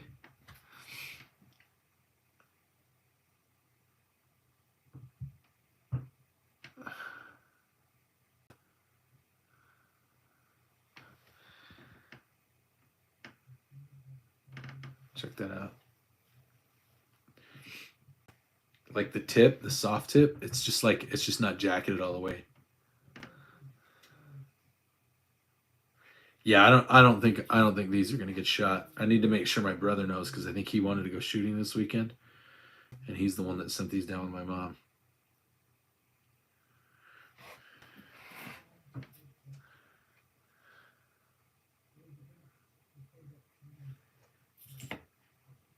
Like I've shot pretty sketch ammo. Like if this is 7.62 by 39, I would I would just straight go for it. But because it's 5.56, I don't want to jack up my AR. I trust it.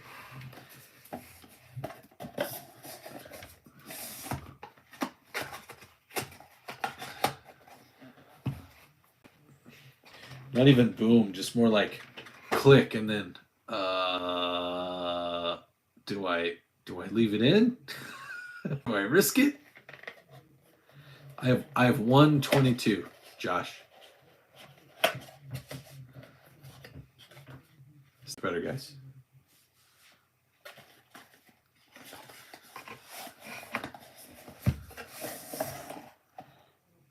Yeah, this.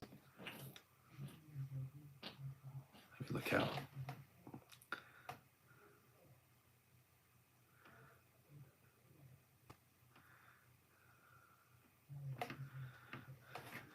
Yeah, freaking old.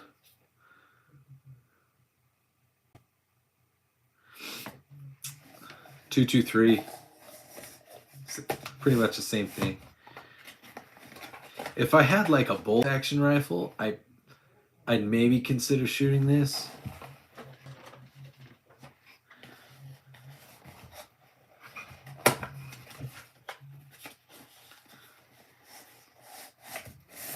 Yeah, something like that.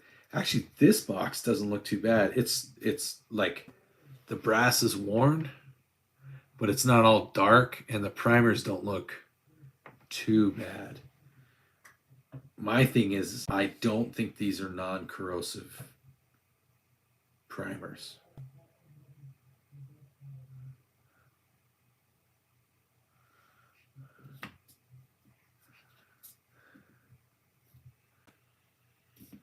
Hold on just a second.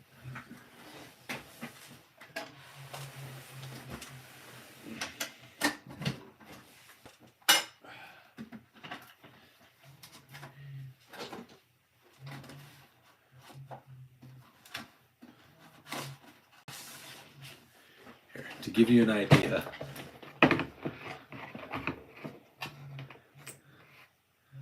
that is clean brass. Non-corrosive. Right there.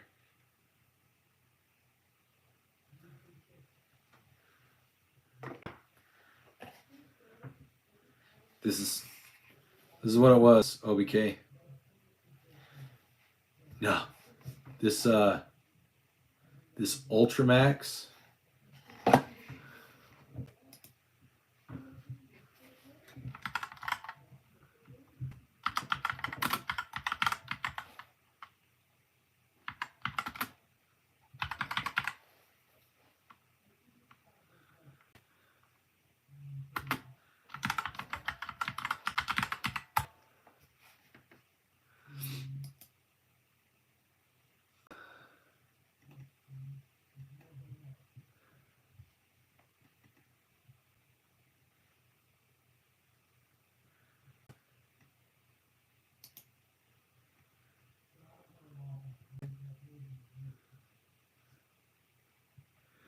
According to Midway, this this particular one is non-corrosive, and it's remanufactured. It's like,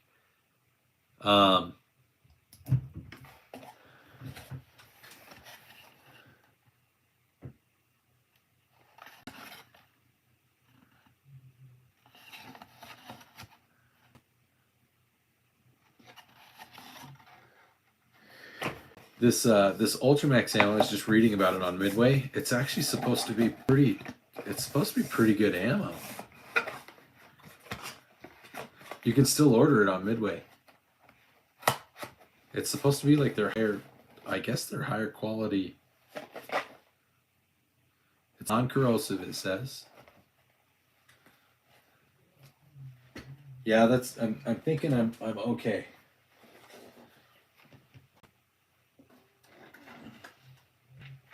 Got some Fiocchi ammo here.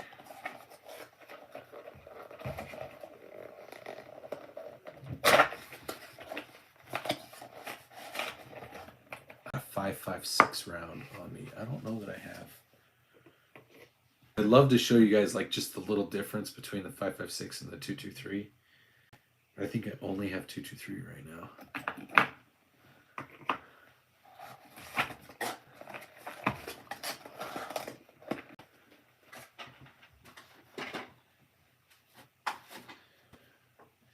Okay, here's one that'll be fun. All right, 223. I'm gonna pull out the big boy.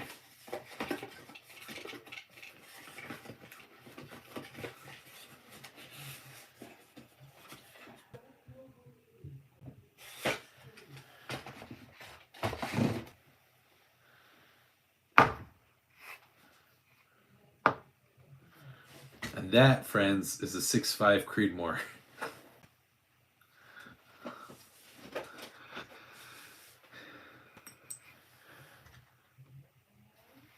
So, 223. That's my 6.5 Creedmoor. Oh, this is one from one of my videos. I drew a face on it.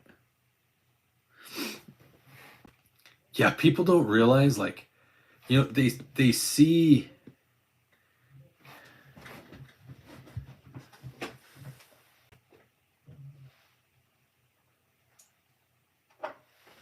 Okay.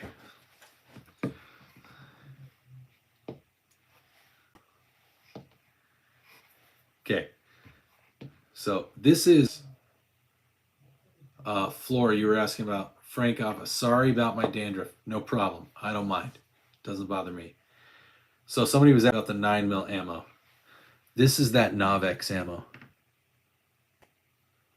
So like in almost all my videos, when you see me do a check or a press check, this is what I use.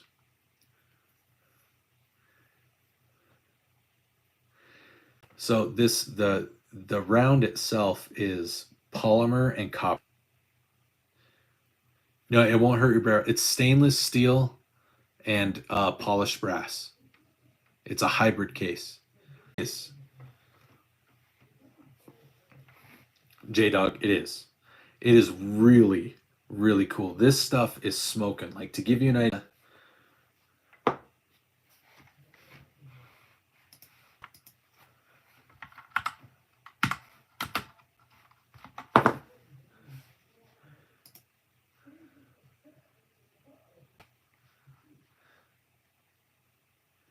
Okay, yep. So lead free. This is the Plus P 65 grain round. It in 9mm.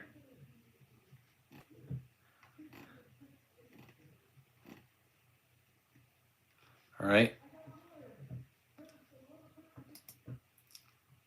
Hold on.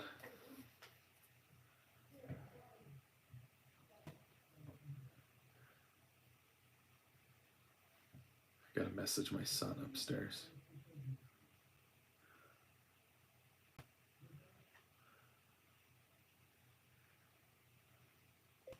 You are being really fucking loud. Quit yelling. Talk quieter.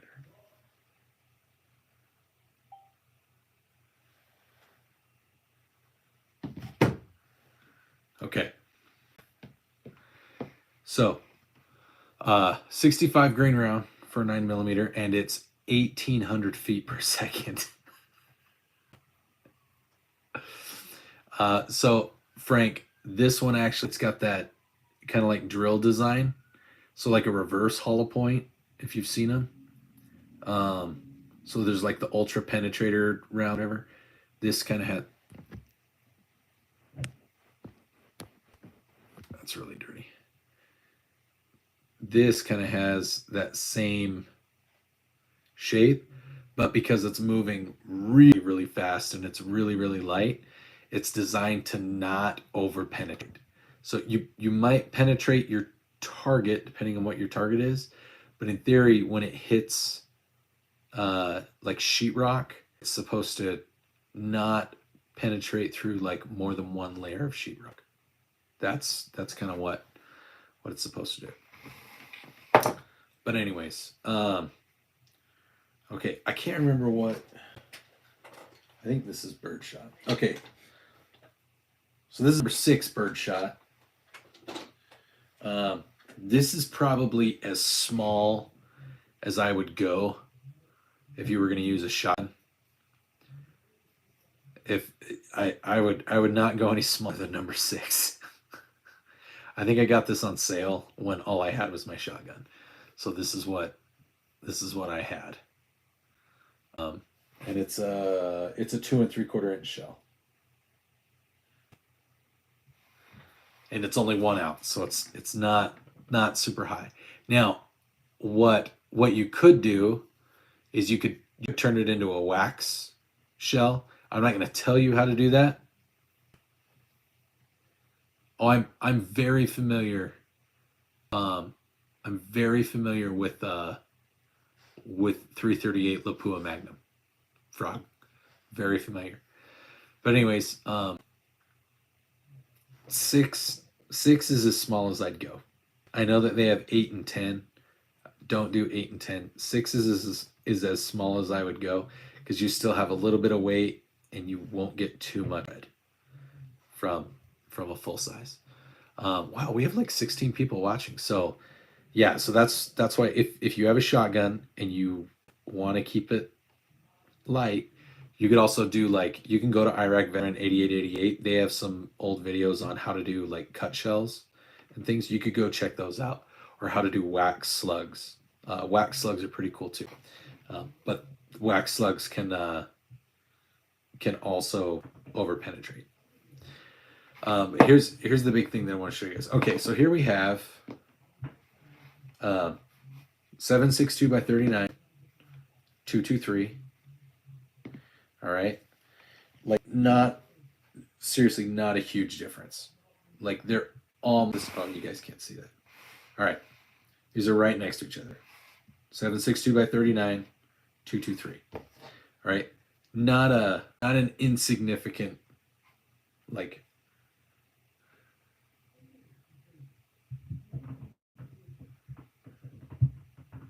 do I know any brand that's cheap for 14.5 by 114?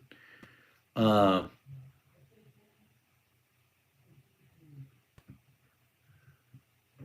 don't know. There's a couple of places here in Utah that do case lots. Maybe check to see if any of your law enforcement or whatever is doing case lots. You might be able to find. You'll probably find 338 Lapua through like a law enforcement case lot. But anyways, so here's what I wanted to show. All right. This is 6.5 Creedmoor. Now 6.5 Creedmoor,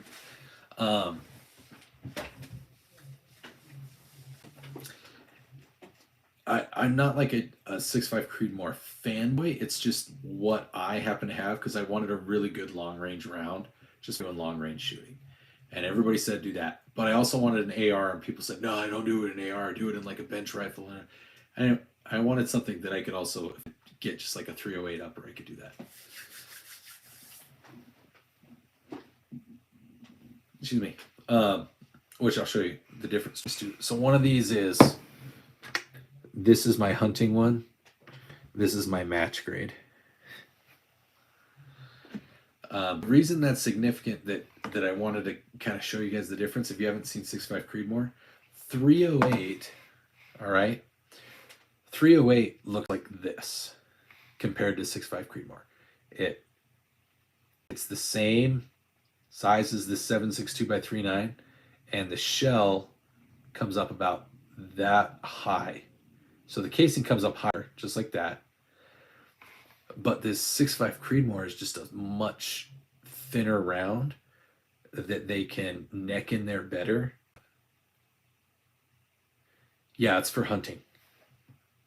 So that when it hits, it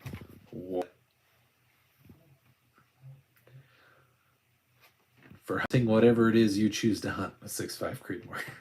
I'll say that. But that's what I really liked. I wish it was more affordable because it's a really, really, really cool round. It's just really flat shooting, like some of the ballistics on it. Here, if you guys have never looked into this, I think everybody should have a weight, but I also think everybody should have a 6.5 Creedmoor.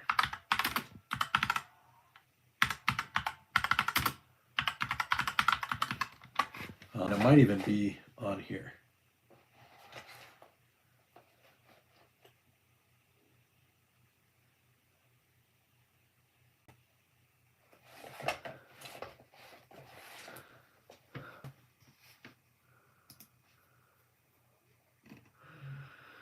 Okay. So at a range of 0, 6.5 Creedmoor it's saying here Aguila ammunition. So Aguila is 2,600 feet per second, 2,100 foot-pounds, negative 1.5 inch drop when it first went at zero yards. At 100 yards, it's 24 rounds per 29 feet per second, 1,834 foot-pounds with a 2.2 inch elevation. At 200 yards, you've lost about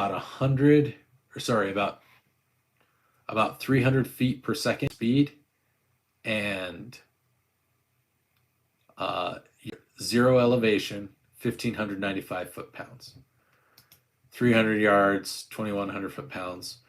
But depending on the ammo that you like, you lose less and less and less speed. Like this Barnes ammunition Vortex ballistics at 500 yards, you've lost 1,100 feet per second. Most of your energy, and you have like a negative 43 inch, like you have a 44 inch drop. But that's at 500 yards. It just depends on the ammo. But I've seen some Creedmoor ammo rated at like above 3,000 feet. So 6.5 is it's kind of like, no, that's fine. That's fine, Frogger. I can't afford those toys right now. But for a little teeny round like this, like almost 3,000 feet per second, and I know I locked some of mine at over 3,000 per second. Like out the barrel. That is fast for a round that's like this is 125 grains. 125 grains in a 30 caliber round, like, sheesh, that is fast. And that's why so many long range shooters they'll do 6.5 Creedmoor, because it just moves. And like I've sighted my scope in. I'm sighted into like 300 yards, and I can hit stuff with like maybe this much drop. Okay, right there. Maybe that much drop at like 500 yards.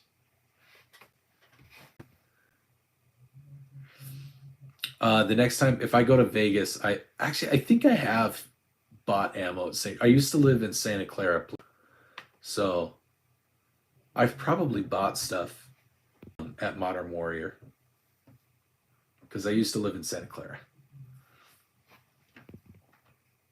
So I don't know, man. I'm not trying to geek out and be like a super 6.5 Creedmoor fanboy. Pretty cool now. Flat shooting. It's fairly inexpensive. Like this box, it's 60. I think I can still get this at Walmart sometimes for like maybe 65, so just over $1 a round. Which really for a bigger caliber and more of a niche caliber, that's not bad. Okay, now we're gonna put all this away. And then I have like a lot of 22. Yeah, sometimes some Walmarts do and some Walmarts don't. Yeah, I remember. You can still find some Walmarts that sell guns. The Walmart in my town actually doesn't sell guns. And they don't sell any handgun ammo at all. None.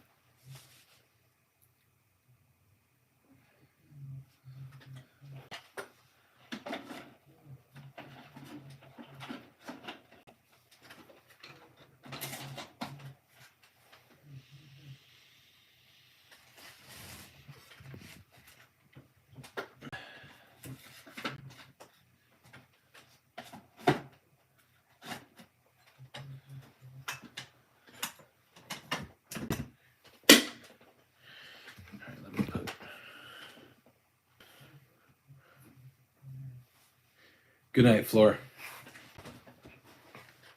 I think so.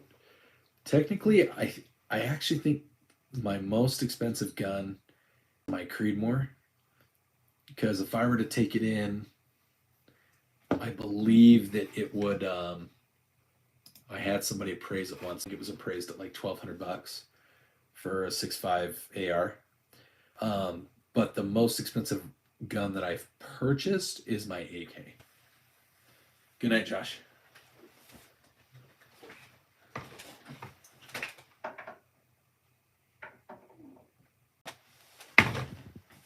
So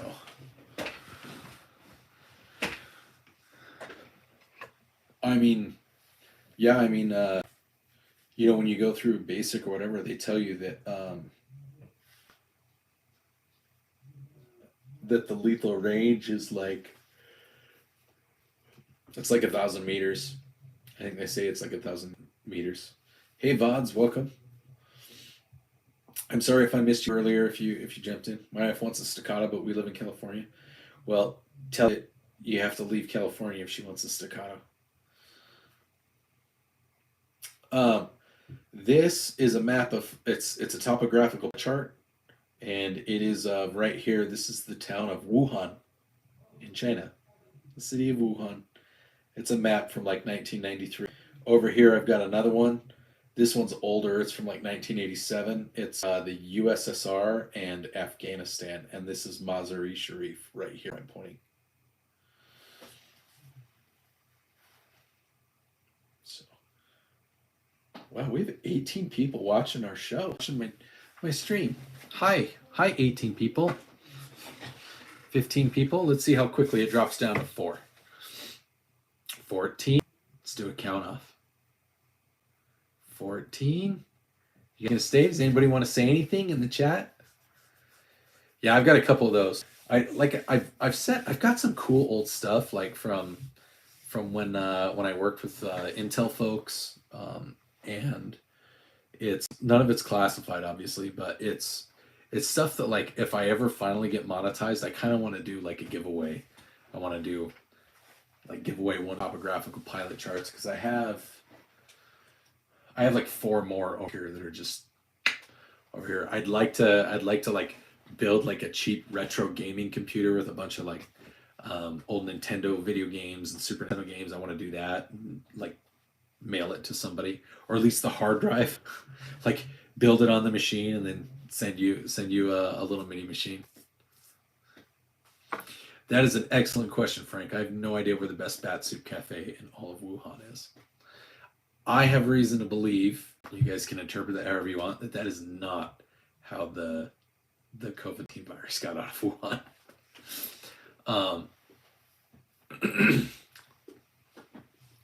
So yeah, it just cool, fun stuff like that.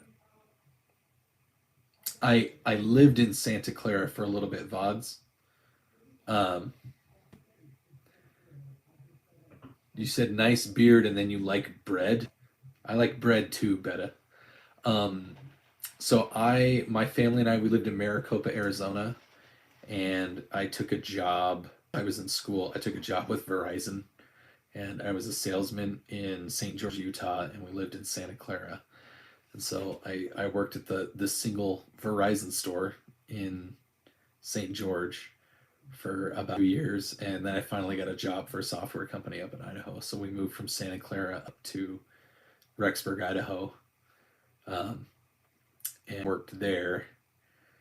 And then I got a job as a contractor, starting kind of my security career after I worked at that software company for about 2 years. So then I went and worked for the Idaho National Laboratory as a contractor. Then I went and worked in Salt Lake. I took a job with the guard in Salt Lake, and then my family moved down to Salt Lake. Yes, it does, Frank. I don't know that they all come down from the caves in the canyons all around. It's just like 8 canyons near St. George in Santa Clara. What state did I like more? Ooh, we've lived here in Utah the most. We've lived here in this house where we are now since 2019. So like this is home for us. I grew up in Alaska, so not Arizona. I didn't mind St. George. We really liked St. George. We had some good friends.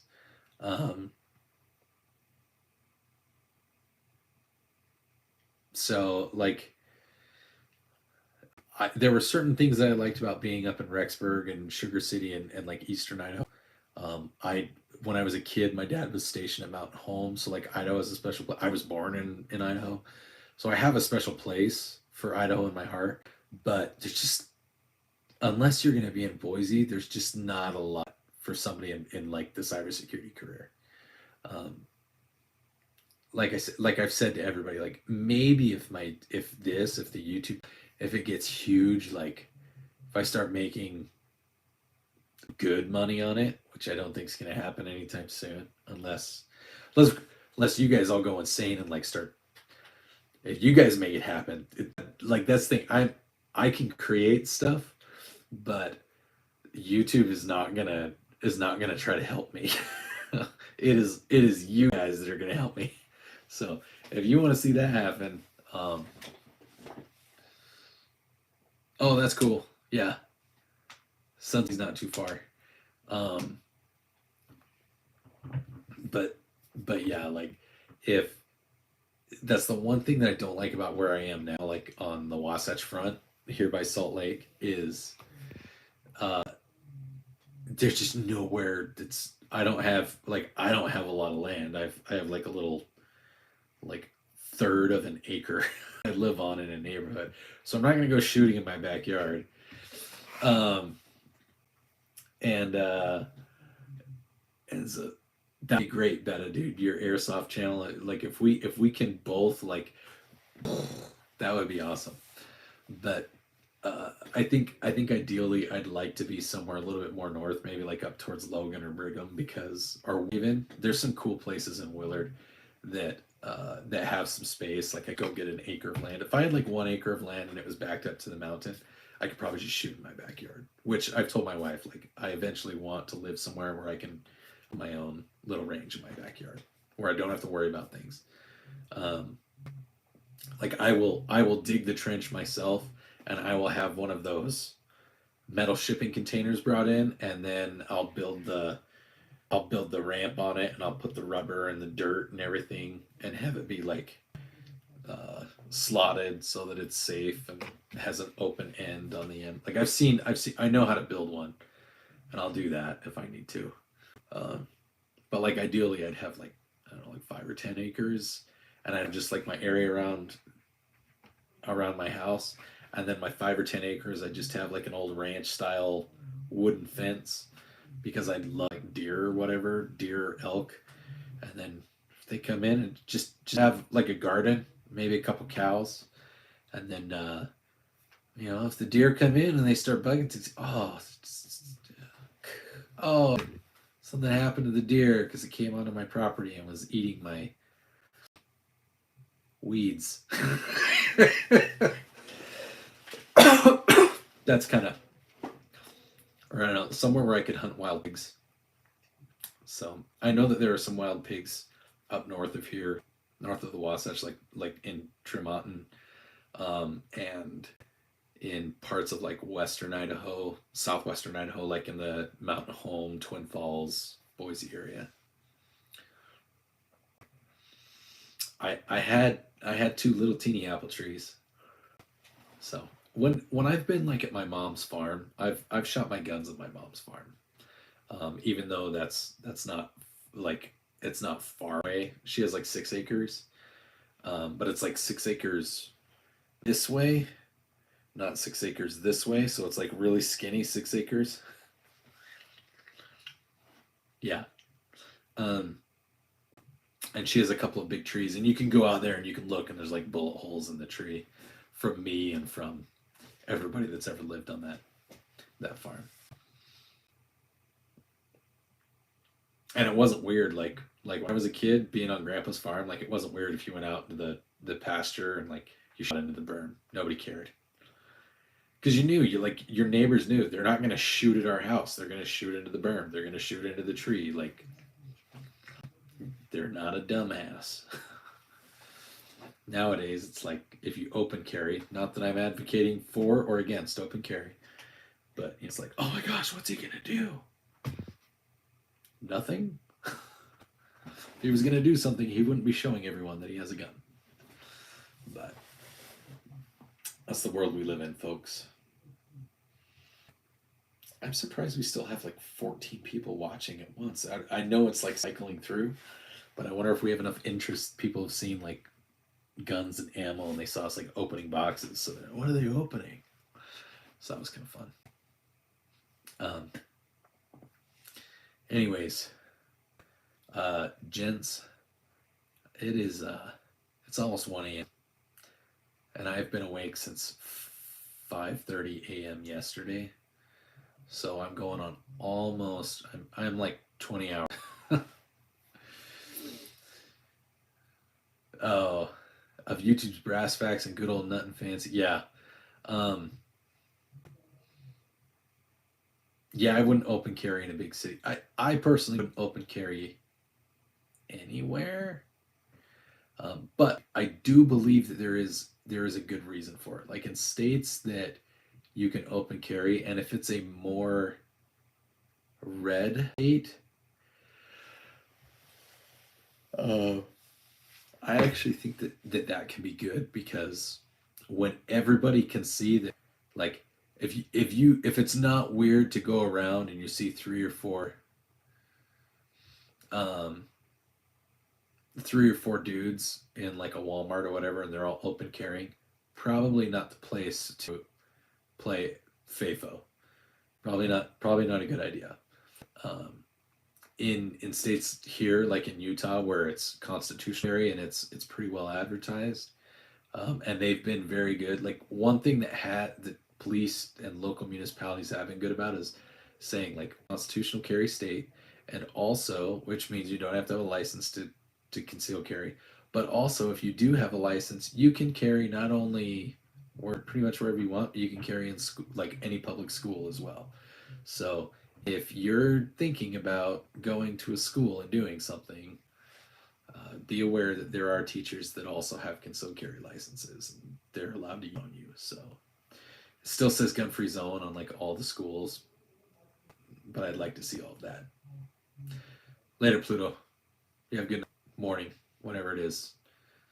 Yeah, we're actually looking at a couple of houses. We like where we are because we're not too far from like Layton, but I'd like to have land, and we're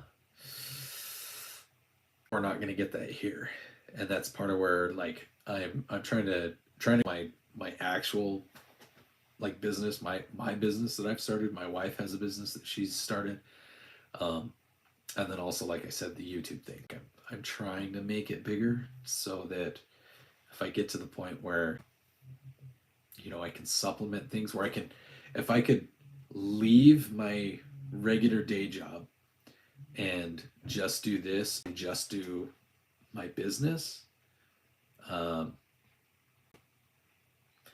then that would be awesome, because then I just do like something that I like doing cybersecurity, but like working for people. I'd like to just work for me, because then whatever I make is like it's by my own doing, and then I'll pay my taxes the way that I need to pay taxes. I can have it all go to my business, then I can just pay me as needed so that my taxes are less. So it's kind of like I'd be making more money. That would be ideal. But I think that's a good probably 2 or 3 years away. But if my wife and I can get our two businesses really settled and generating some decent revenue, and if this were to ever get monetized and ever to generate decent revenue, that would be pretty cool. Because then I think I'd like, hey, let's talk about getting that land. Good night, Frank. Let's talk about getting that land and building that barn dominium that we really want to build. So I'll see you guys. I'm gonna leave the stream up for everybody. Man, I'm at 71%. I'm gonna leave this up for you guys. Feel free to use it as much as you want. Talk amongst yourselves, or don't. Go check out my other or the profile page and check out my other videos. If you like what you see, give my videos a like, share my videos, because YouTube sure as heck isn't gonna go out of their way to promote my videos. That is not what I wanted to happen.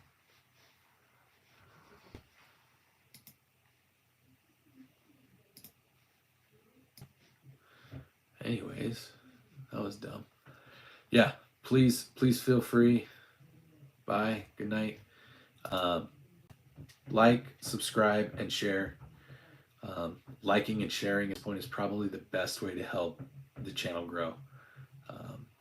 If you know someone that's of like mind and of the same interests, show them some of my videos, show them some of the shorts, show them some of the streams. The streams is where like you get to know me, and it's not just me being goofy. So anyways, I'm gonna call it a night. Everybody use the stream. Check out, you can go back. I'm gonna leave it up all night. It might still be running when I wake up. I don't know. It depends on what time I wake up. I'll probably wake up around 8, so there's a good chance it's still running. But you all do great things. Stay strapped. Don't get clapped. Always carry around in the chamber, and don't give in to the biology. Be a below average dad or a below average mom. If that's what they want to label you for not giving in to insanity of wokeness. So Snecky's gonna take it for the rest of the night. Be a good snack, Snecky.